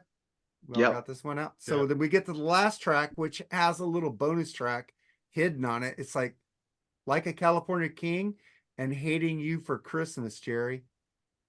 Yeah, man, this is a really cool tune, man. It's nice and fucking heavy. You got that chunk groove to it. I love. Again, this is a song that I forgot about until I listened to it. It works well on this album, dude. It's got some spoken words in it, which you know how I feel about spoken words in songs. Not a big fan of it, but it's okay. Only Dave Lee Roth could do spoken word. I agree. Only Dave Lee Roth could do the spoken word. And prog bands like Floyd, maybe stuff like that. They can get away with it. But Dave Lee Roth makes it sexy. Yeah. I mean, what's not to like about this tune, man? It's this cool music, man. Another great story. A 4 out of 5. Now, the Hating for Christmas, pretty much self-explanatory in the lyrics to what he's talking about. He's not hiding anything in it. Yeah. Another fucking great tune, man. I don't know why this is considered a bonus. What do you call this? Or hidden track? Old track, yeah. I personally think it's one of the best songs on the album. I really enjoy this song.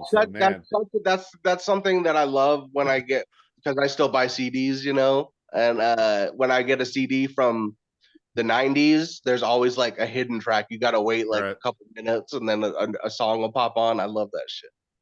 Yeah, I'll give both these songs a 5 out of 5, and I'll give the whole album a 4 out of 5, man. It's a great freaking record. Thank you, Skribbal, man, for bringing this to us, man. This album right here in the 90s, Extreme Waiting for the Punchline, which we did a review on.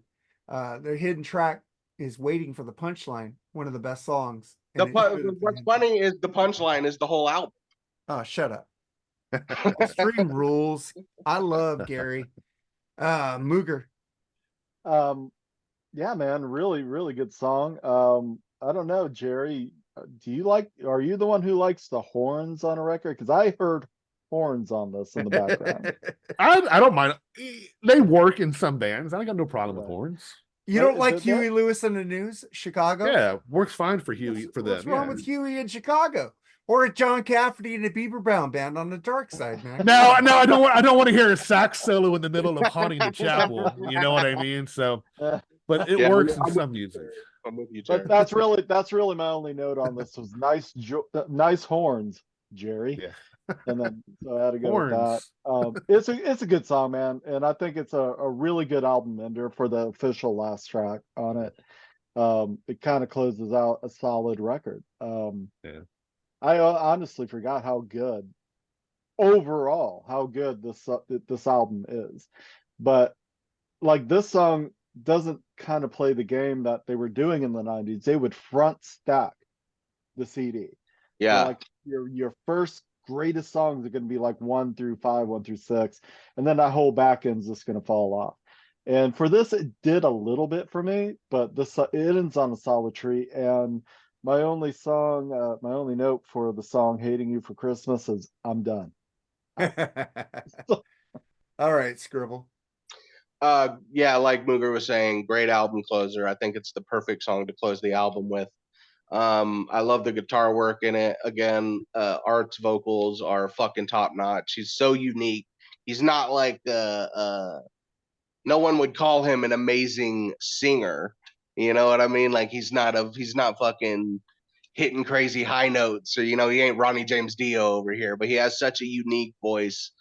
I love it. And then Hating You for Christmas, I play it every Christmas season next to Bing Crosby and Dean Martin. And add the Kinks that Father Christmas. That song rules. Well, you mentioned about. I'm sorry. Let me say something. Art's voice, I think, is incredible, man. I mean, Yeah. and you're right, not necessarily the technique, but man, especially when he does those screaming high notes, like on Father of Mine, man. I think he's an incredible vocalist. I think he's way above average in my opinion. So yeah, me too. Yeah. No, I think that too. I was just saying he's not like yeah, no, I'm just adding my 2 cents. a classic vocalist, Yeah, no, I mean he's not going to be compared to like Pavarotti or anybody like that, but he's still a great singer, man, above average, especially for the '90s, man. Fucking great singer. So what do you think about it, Kaity? First of all, yes on the horns. Horn rock is always awesome. Second, I have this insane rock Christmas list, and this is going on that list. I love a ridiculous Christmas hating rock song. And it's not the Christmas hating part. It's just that, it's always the same songs that are played around Christmas. It's like the Mariah Carey song. Ugh. And you know what I mean? And I it's didn't like hear it last year trying for to- the first time. I was like, yes. it's just trying to find anything else that is like Christmassy themed, Right. but like not that song and like not Christmas shoes.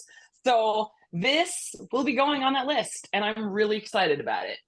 Something new. Have you For heard? me. Yes, it's like trying to find a new Christmas movie every year. I mean, Lethal Weapon, is it a Christmas movie? Yes. Yes, it is. Yes. Die Hard. Yes. And Yes. Rambo. Yes. Rambo even too. Rambo. What is it? What is the name of that movie? It's got that guy from Stranger Things in it, where he was like Santa Claus. Bad Santa? No, not Bad. No, that was a No, it bad wasn't Santa. Bad That was Santa. Krampus, wasn't it? No, it wasn't Krampus. No, you're talking about Violent Night. Violent Violent Night. Night. Yeah, that was a great Hell one. yeah. That's definitely going to be in my Christmas Dude, list every that year, is man. one of the best Christmas movies that's ever come out. Absolutely. That is a yearly Christmas movie now. God, that movie's good. I put that on thinking that's going to suck, dude, but I freaking loved it. Dude, so good. Bad It is. Santa's awesome too. Not two, the first one. Oh, they're both good. They're both pretty good. Mark, you're a Nick Cage fan, right? Oh, fuck yeah. What's that Christmas movie he did with Family Man. No. That That's was a a great Family movie. Man, right? No, No. but there's an earlier one. It's like John Lovitz, Nick Cage, and Dana Carvey. I don't know, but that You know sounds what like I'm a talking good about? movie to me. I It's love so all three of those underrated. people. It's so good. Dana Carvey, Wow. man. I was quoting him yesterday. What am I not turtle enough to come in your turtle club? And he's dressed like a turtle. Dana Carvey. Master of disguise. There's a movie where he like lost his memory and he had to write everything down every day. It was a great fucking It was movie. called Blank Slate. Yeah. Blank Slate. Great Slate. fucking B fucking. I love B movies. I love Strange Brew, Doug and Bob McKenzie, Rip Moranis, and Dave Thomas. That is a fucking classic movie for me. But this song rules. I like both of the songs. California King is a great one in the proper album. The bonus track was a was fucking awesome. I love it, man. But I was just looking at Wikipedia. I didn't know they did a Japanese edition where they did Southern Girls by Cheap Trick. I need to check that shit out because I love Southern Girls by Cheap Trick. I Oh gotta yeah, hear. there's also a special edition that I have that has a whole live EP from Japan. Oh wow, man. That sounds cool. But I'm seeing Southern Girls. I could hear Art singing some Robin Zander, like that tone. He's got Oh, that yeah. fucking tone, man. So that was our review of So Much for the Afterglow by Everclear. And then we get into our tracks of the week. But before we get into tracks of the week, any final thoughts, Katie? And promote your stuff again. Band is called Sunflower Fox and the Chicken Leg. Album will be out on April 19th. Pre-sales will begin eventually. Vinyl will come out eventually. You can visit us at sunfoxband.com. We have a link tree so you can find all the things. We're streaming on all the platforms.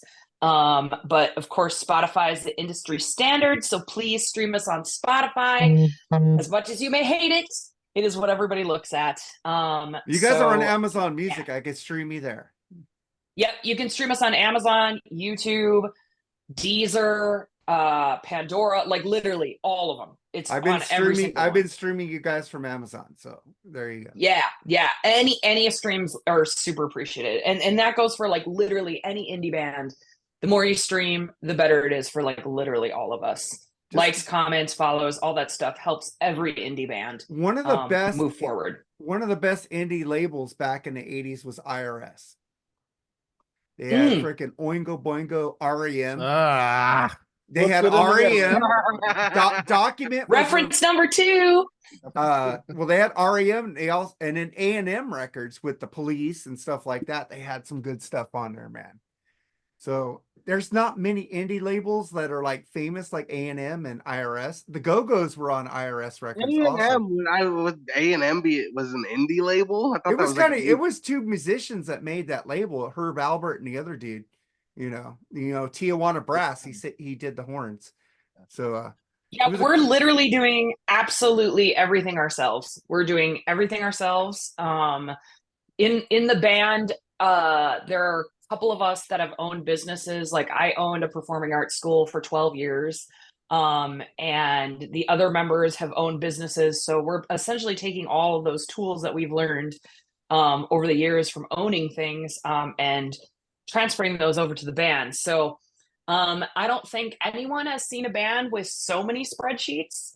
And and like we're trying to like do this the right way. I mean, we're essentially doing it backwards because, most people start when they're really young in these original bands and they don't have any money. They don't have any like, sense of like how amazing things are. And, we all started essentially as session players. And then now it's like every time we reach a new goalpost, it's like, wow, this is like something to really appreciate, as opposed to like when you're 21, you're just like, fuck yeah, let's get fucked up. Woo! So now it's like we can really appreciate every time we reach something. Yeah, you guys are like Toto. Toto started out as session musicians, and they became a band. I'm sure that's what everyone wants to hear. You guys are like Toto. Well, Toto rules, dude. Hey, Toto fucking kicks ass. Toto played on fucking Thriller, dude. That was Toto in the background, except for Eddie Van Halen. Jeff Porcaro on drums, Steve Lukather on guitar. All that rhythm on Thriller was Steve Lukather, dude, from Toto. Yeah, I'll take that compliment. Toto fucking kills. No, I understand what Skribble's talking about. It's just you don't really like. It's just an out there reference to me. Well, Exactly, I want to give Toto some love, man. That's why. Fair enough. They got made fun of back in the day, and there's no reason to make fun of that band. And now people are coming back to that band and go, "Fuck, this band actually rules." But final thoughts, Skribbal, man, on this album, and promote yourself again, man. I mean, I've said all my thoughts. This album is, I fucking love Everclear. I'll probably get an Everclear tattoo soon. As far as my music goes, I just hit 1 million streams on Spotify, and I made about $800 from it. Nice. That's pretty good, though, right? Not really. It should be a lot more than that, though. Yo, imagine if you sold 1 million records and you made $800. Yeah, right. Well, talk to bands back in the 80s like Kicks. They didn't make any money. Oh yeah. I mean, Yeah, so there you go. all those bands that were like, we sold like 5 million records. Yeah, but you owe us $10 million. Yeah, Exactly. So at least you made money. They had to pay the record companies back. So Yeah, there you go. true. Like I said, I'm dropping a new a rap metal EP next month. And it'll have some of my classic underground hip hop shit on there too. But the album is coming hopefully this summer, and yeah, check me out on all the socials, stream my shit. It's the only way to get the shit out there more, you know.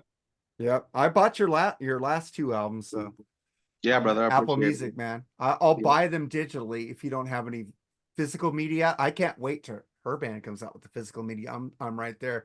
Jerry, final thoughts. No, man. Skribbal, man. It's always great to have you on, man. You need to be on here more, dude, because I love fucking chatting with you, dude. One of the Yeah, most you realist, guys need to do some Megadeth records, and I'll be on. one of the most realist We dudes got that we've plenty had of on the Megadeth show. records to do, dude. And That's- Kaity, I am so looking forward to your albums coming out. I really love that song, Gypsy Queens. And there's another song that I heard. I'm sorry, COVID's kicking my ass. I can't think of the name of it, but I will listen to more, and I will be buying your guys' albums, physical medias in the future. So, man, keep rocking on, man. Yeah, Katie, Mark sent me a song last night. What song was that, Mark? That you Gypsy sent me? Queen. Yeah, That shit great was too, fire. man.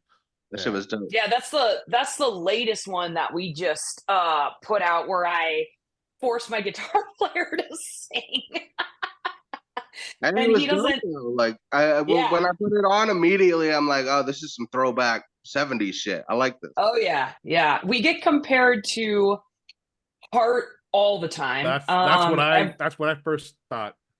Yeah, Yeah, that's Heart, what came to my head, Fleetwood too. Mac, Led Zeppelin, like on a pretty daily basis, and then my vocals get compared to Ann Wilson and Grace But Slick. you know all what, There you the though? go. You know what, Yeah. though? You have your own unique sound, You do. and that's what I like. If there's a new artist that has that throwback sound, because that's what I do. Like I do a lot of hip hop shit. People compare me to like Cypress Hill, the '90s shit. What That's people the good consider shit. That's the the good classic shit. shit, right?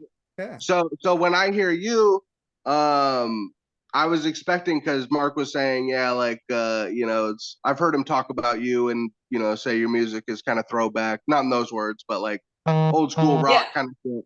And so I was expecting, you know, the Greta Van Fleet effect, where you fucking, you know what I mean? You put it on and it sounds just like someone from the '70s, but you got your own unique thing. So I commend you on that. I compare them like to Rival Sons or Bourbon House, which she says she gets compared to a lot. Which Yeah, they pop up in our like artists sound like all the time. And nothing yeah. wrong with that's kind that. of They're both annoying, isn't great. it? Another It's great band. even though like that can get draining, you know what I mean? Because people, when you're not as well known, people automatically want to say, oh, you remind me of this. And then after some time, it's like, okay, I get it. I mean, that's a great comparison. Like, I'm so sick of the Cypress Hill comparisons. It's making me hate Cypress Hill, even though I love Cypress Hill. You know what I mean? So keep doing your thing. It's dope, and you're unique, and you got your own fucking style. It's cool. Yeah, but are you influenced by Cypress Hill at all? I mean, would you No, consider them an never influence? I Okay. never really listened to Cypress Hill coming up. Like, I was more into super underground shit. You know what I mean? Okay. But like, obviously, Cypress Hill, like, that's not a bad thing to be compared to Cypress Hill. You know what I mean? It's It's cool. from the Well, bone. yeah. I love. Yeah, my Cypress point. Hill. Well, my point was, it's okay to sound like people that influence you, but I guess Now, if you you're got not compared to the Beastie Boys, then I go, yeah, you made it. Beastie Boys rule. Well, I'd have to have two other people. Well, shit. Well, I can't rap. I'll look like fucking rapping granny from. Come be fucking... yo, Mark. You can be my Mike D. I could be your hype guy. I could be fucking Flavor Flav. Yo, boy, you know, I could do that shit. But I'm sorry, I didn't mean to offend anybody. I don't give a shit. Mooger, what's your final thoughts, man? So Much for the Afterglows is a great record. I'm glad it was brought up so I could revisit it, and I like it a little bit more, I think, now than I did then. Very solid record, man. I really liked it. And I'm gonna throw a couple more shout outs here. I got my Blackberry Smoke shirt on, and this is really in tribute to Britt Turner, who was their drummer, and he just recently passed away. And I'm a huge fan of that band, and I just send them, prayers and heartfelt wishes. Thank you for turning me on to Mervin's. I'm gonna have to somehow figure out what that's all about, because that's like a Kmart Mr. Wiggs here in the Northeast end. You never heard of Mervin's? Yeah, Never. she mentioned Kohl's too. I actually still go to Kohl's, man. I still like Kohl's. So. Kohl's I reminds go to me of, Kohl's all the time. Where do you think I get my shoes? so Kohl's Mooger Fooger is like an old style Mervin's. It's the same setup. Same setup. Yeah. Okay. And Kaity, thank you so much for coming on the show. You definitely made it less stinky around here. Mark, thank you so much for bringing her and her band, Sunflower Fox and the Chicken Wing. What a great name. And I just want to, I've listened to the 6-song EP that you guys have out digitally. My favorite fucking song off that is Shadow Girl. And the way you just layer those harmonies at the beginning, it's like, okay, it's just one vocal, then it's like 2, and then it's 3, and then it's 4, and then oh my god, what a great song. I think we may have a future album review here. Bring her on to review her own album. you guys can all go to YouTube and pull up that video for Shadow Girl. It's first off a beautifully shot video. The music's amazing, and if you want a really fun video to watch of theirs, and I don't know how somebody didn't sever something off, like lop off a foot, a hand, a finger, or pop out an eyeball. You guys got to watch the video for Naughty Little Girl. There are so many fucking OSHA regulations broken. Oh my god, you have no idea.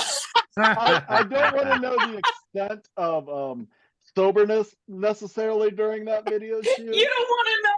Yeah, I'm going there. I'm going there right after I get off the show. Dude, there are chainsaws. I swear to God, this one girl fucking fell down on. Was this like Motley Crue Looks to Kill, where they're all drunk? It's a scary. I get nervous watching that video. I'm like, how? God, I hope they had a first aid kit. All that being said, the other hilarious thing you can watch up there is on YouTube, is where they'd have the Sprite idea and a couple of radio stations, I guess, behind them to get as fucked up as they possibly could, but they had to play on the hour every hour. So you see where this is going. We're going to start this thing completely sober, and then we're going to drink our asses off, and then we're going to go back on the hour. And the funniest part about that is like the sayings at the very end, like you tripped over your bell bottoms, fell down the stairs. So and so stayed cool. This guy was sober. This guy got locked behind the same door. That totally reminds me of Mark and Brian. They used to do, out here 95.5 KLOS, Los Angeles. They used to do a drunk show every week to keep, and they had a officer in there testing their sobriety as they were going along in the show, and they were just slurring by the end of the show. They even took the Mark and Brian mobile, went into Carl's Jr., jumped over the counter and started eating fries. It's like, well, all I got to say about the Sunflower Fox video is that I wish it had more. I wish I had a little bit more behind the scenes. I mean, it just goes by so quick, and I'm like, holy shit, I can almost be there seeing that. But Kaity, to your credit, you didn't sound any worse. You sounded great the entire time. Your rhythm section was on point. Your lead guitar player, he was just a little bit off on that after several drinks in solo. And you know, this chart behind me, that's actually the chart that we took, that we were marking our drinks. And we were like, I'm not joking, like, I think the worst one was like almost 10 drinks in like 10, 11 drinks in like 3 hours. So you're 10 drinks in 3 hours. Yeah. Oh, shit. All right. What do you mean drinks? What are we talking about? I mean, we're talking, this is the most ridiculous shit I've ever done. So we partnered up with 2 radio stations, a bar, and a liquor company. And so they and we were gonna actually have a cop come in and do the test just as like this hilarious thing, right? And And so we decided to do all these 70s drinks because we were kind of like launching the band and we had just launched our first single. And so all the drinks were from the 70s. And I don't know how much you guys know about the drinks from the 70s, but it's all cream and citrus Ew. and a whole lot of liquor, like an absurd amount of liquor. I like that. And so, dude, it was, oh my God. The next day, I don't think I've ever been so hungover. Like, it was like tequila sunrise, sidecars, like disgusting, right? And so, and then they just start pouring shots, and then we're drinking Ham's beer on top of it, and Hams? it's like, oh shit, oh yeah, like the I haven't band heard is of like that beer in kind of a long time. obsessed. The band is kind of obsessed with like these vintage beers, so like we're drinking a lot of Ham's. I like and PBR, Schmidt PBR, and PBR. Yep. PBR. So we were drinking a lot of that, and I am not joking. Like, I tripped on my bell bottoms and fell down the stairs. Like, my drummer kept getting locked behind this one door. Like, we had to rescue him like 10 times. And like then later he like slid down the stairs like it was a slide and like broke open his toe. And I mean, it was just like, it was utter mayhem. And just like, we are in our 30s and 40s, we can't do this. Like, Sure you can. And Rock and as far as the naughty little girl shoot, I put out an email to like seriously like 80 of my girlfriends, and I believe 40 showed up. And I just said, bring anything that could be considered a weapon. And I swear to God, these girls showed up with everything. Ooh. And the one girl showed up with 3 chainsaws, and she's like, here. And we had a buddy of mine, we call him Chainsaw Greg. And it's because he's got this giant yard, which we filmed Shadow Girl in. And he's sitting there. This is how OSHA this was. With one of my former students who's 19 years old. He's got a cigarette in one hand and the diesel-powered freaking chainsaw on the other. He's like, here's how you're going to use a chainsaw. Teaching these teenagers how to use a chainsaw. Meanwhile, if you pan over, there's a group of girls smoking cigarettes and drinking case after case of Ham's beer. Ooh. Oh God! Oh man! And the girl who is dressed like a ballerina is a professional ballerina. Jesus. But she was like, you know what I'm going to do? I'm going to hit the beer with the bat full of nails, and then I'm going to fall into this pit of garbage. I'm like, that sounds great. And then we had Tish from Slave Raider from the 80s. I'm not sure if you guys remember the band Slave Raider from the 80s. But she came in with her full regalia because they had the song, what is it? You, Me, and the Boys or something, Make Some Noise, I think. She came in her full regalia and we made her shotgun a beer. And then we destroyed so much stuff. Like, we had an entire tarp of just weapons. Dang, I want to be in a video. It was so fun. Like, it was like the funniest, most hilarious thing I have ever done. And no one got hurt. The most that anyone got hurt was there was a girl, she looked really Russian. She had like very long dark hair and she had a pickaxe. Yeah. And she went too far into the drum head. Yes. And she broke a nail. And that was it. That's the least of the injuries. Samurai sword, fucking spiked clubs, chainsaws, multiple chainsaws. Symbol in half. That shit will lop your finger off if you get it. Okay, this is like, I'm like, God damn. Okay, I watched it first and I'm like, well, that seems fun. I bet you had a good time. And I watched it a little bit later and I was watching it with my wife and I'm like, there's no way no one came out of that missing something. Okay, dude, everyone was totally fine. If it's just a nail, awesome. But that's going to take you a long way in my book right there. That's an awesung video. It was. But here's most of them honestly are musicians, so they're used to being stupid on stage. So here you go. Here's a question. If I ever have to dispose of a body, I'm gonna call Chainsaw Greg. Yeah, right. the big question is, would you do that video again? Hell yeah. Hell Yeah. That Yeah. video was fun as hell. And it was just, we have a sound studio in Minneapolis. And so it was literally just in back of our sound studio. And what's so funny is it looks like a junkyard, but really like off to the right is like a neighborhood. And like off to the left is like a beautiful little brewery. And it just looks like hell directly in front of the camera, you know? Yeah. What made me so happy when I watched your guitar player did a fantastic cameo in that. Yeah. And then he's like swinging this beautiful Les Paul. He's just like, gotta take it down. I was so happy to see it was like some Fender Strat copy piece of shit guitar that he actually brought. It's like, oh, God damn it. Did you just call? Wait. Did you just call a Fender Strat a piece of shit? No. Oh, okay. We're gonna have words. Guitar. No, Okay, I have a gotcha. Fender. That's fine. That's a fine guitar. But my guitar of choice is the Les Paul, and he has this beautiful sunburst top. It's beautiful. Oh yeah.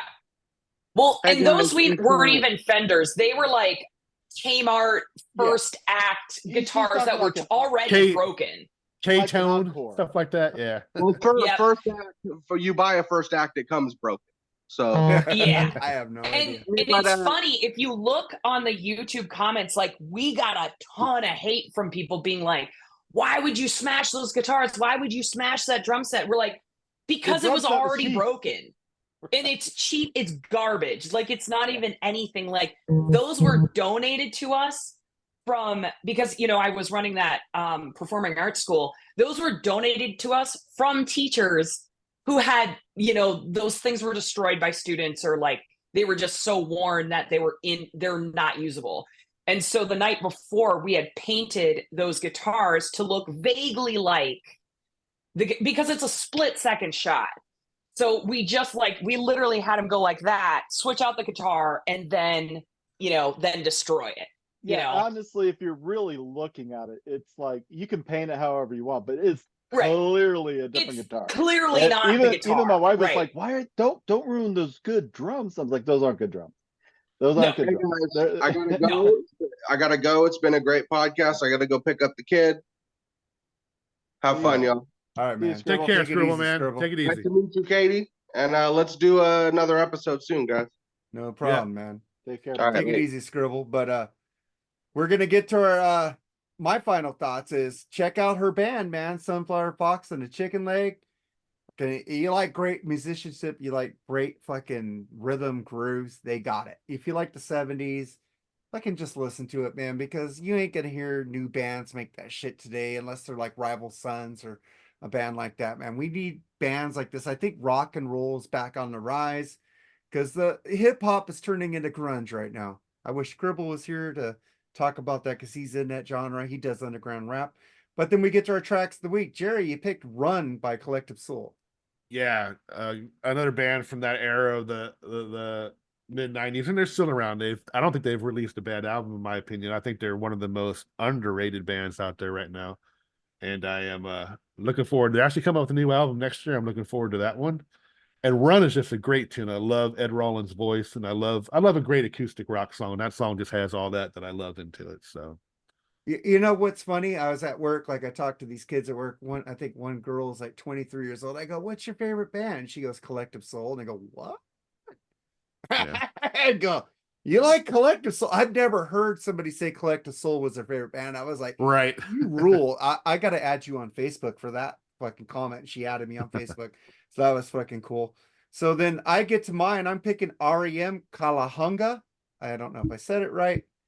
Fucking great song from, I think it's from Life's Rich Pageant album, their IRS years independent label. And then Mooger, this song is kind of special for you, man. Why don't you introduce it and tell us why it's special for you? Okay, I recently lost a best friend and a second father. He kind of went through a struggle, but I've known him since I was born, and he was my dad's best friend. So when dad passed away, Jack became like my surrogate father, and it became me and him hanging at the farm, drinking a PBR or Budweiser or whatever, and just shooting the shit. The amount of knowledge and just stories I have absorbed over the last 9 years I'm never going to forget. And one of his stories was here in Fort Wayne, Indiana. I guess Fats Domino came into town at one of the many clubs we had downtown at the time. And Jack's favorite song was Blueberry Hill by Fats Domino. And I guess he kept requesting that Fats played again and again and again. And this was at the end of the night in whatever club it was. I'll never forget that story. So, yeah. I know it does not fit here. It does not fit on this podcast, but it fits in my heart. It's rock and roll. We are free form. That's right, man. We will do a Cure review and a Depeche Mode review. You know? I can't wait. Yeah, well, this is as free form as it gets because I'm going back to the 50s with Fats Domino and Blueberry Hill. Love you, Jack. Peace.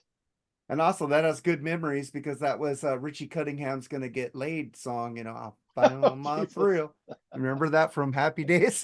That song always brings me back to Every Which Way But Loose by Clint Eastwood, that movie. He was actually in that movie singing that song. That's one every time I hear it, I think of that movie. Yeah. That was Richie Cunningham for me, Yep, man. that Opie was, Cunningham, you know.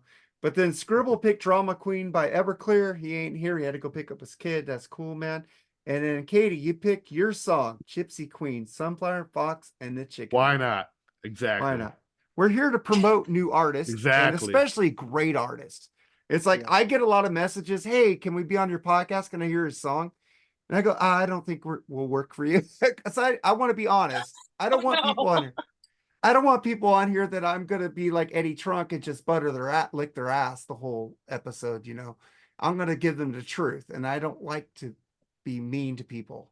So, but also, she's on here because I put a call out on the podcast page and said, "Why are women afraid to come on a Brock podcast?" And she hit me up. She hit me up. I'm like, I'm not. I literally am in vans with dudes all the time. Everything smells like a foot. I don't know what the thing is. Yeah, but I want to thank you, and we want to like just before your album comes out, we should do a podcast to promote it. Just do that. Yeah, for sure. We want you back on. Oh yeah, that would be awesome. Yes, yeah, absolutely. Yeah, for sure. See, we want to talk about it, man. And thank you for being on here, man. Like, share, and subscribe. Like my wife said earlier on a promo in the middle of this episode. But man, thank you, Kaity. Your band rules. And man, thank you guys so much for having me. I super appreciate it. It's our pleasure, man. Trust me. I'm tired of it being a sausage fest. You know, it's like I grew up with a single mom. I need a woman's perspective. This is just killing me hearing these two dudes. You probably like Abba. Like yeah, but okay. I'm gonna say something. I'm gonna get you on that one because every time one of us can't make a show, you're like, oh man, what are we gonna do without you? So I don't want to hear that. You don't want to see our asses all the time. You know you do. I know. It's a collective. It's a collective soul, right? This is what podcast is, man. Thank you guys for being on, man. Shane, Kaity, do you want to do a video with us? A video. We do an after show where we just talk shit about stuff.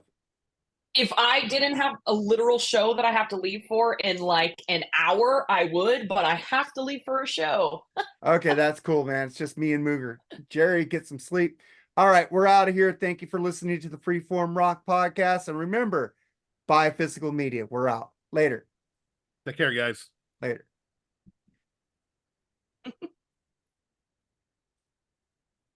All right. Thank you, man. I appreciate you. Thank you. Thank you. All right. Bye.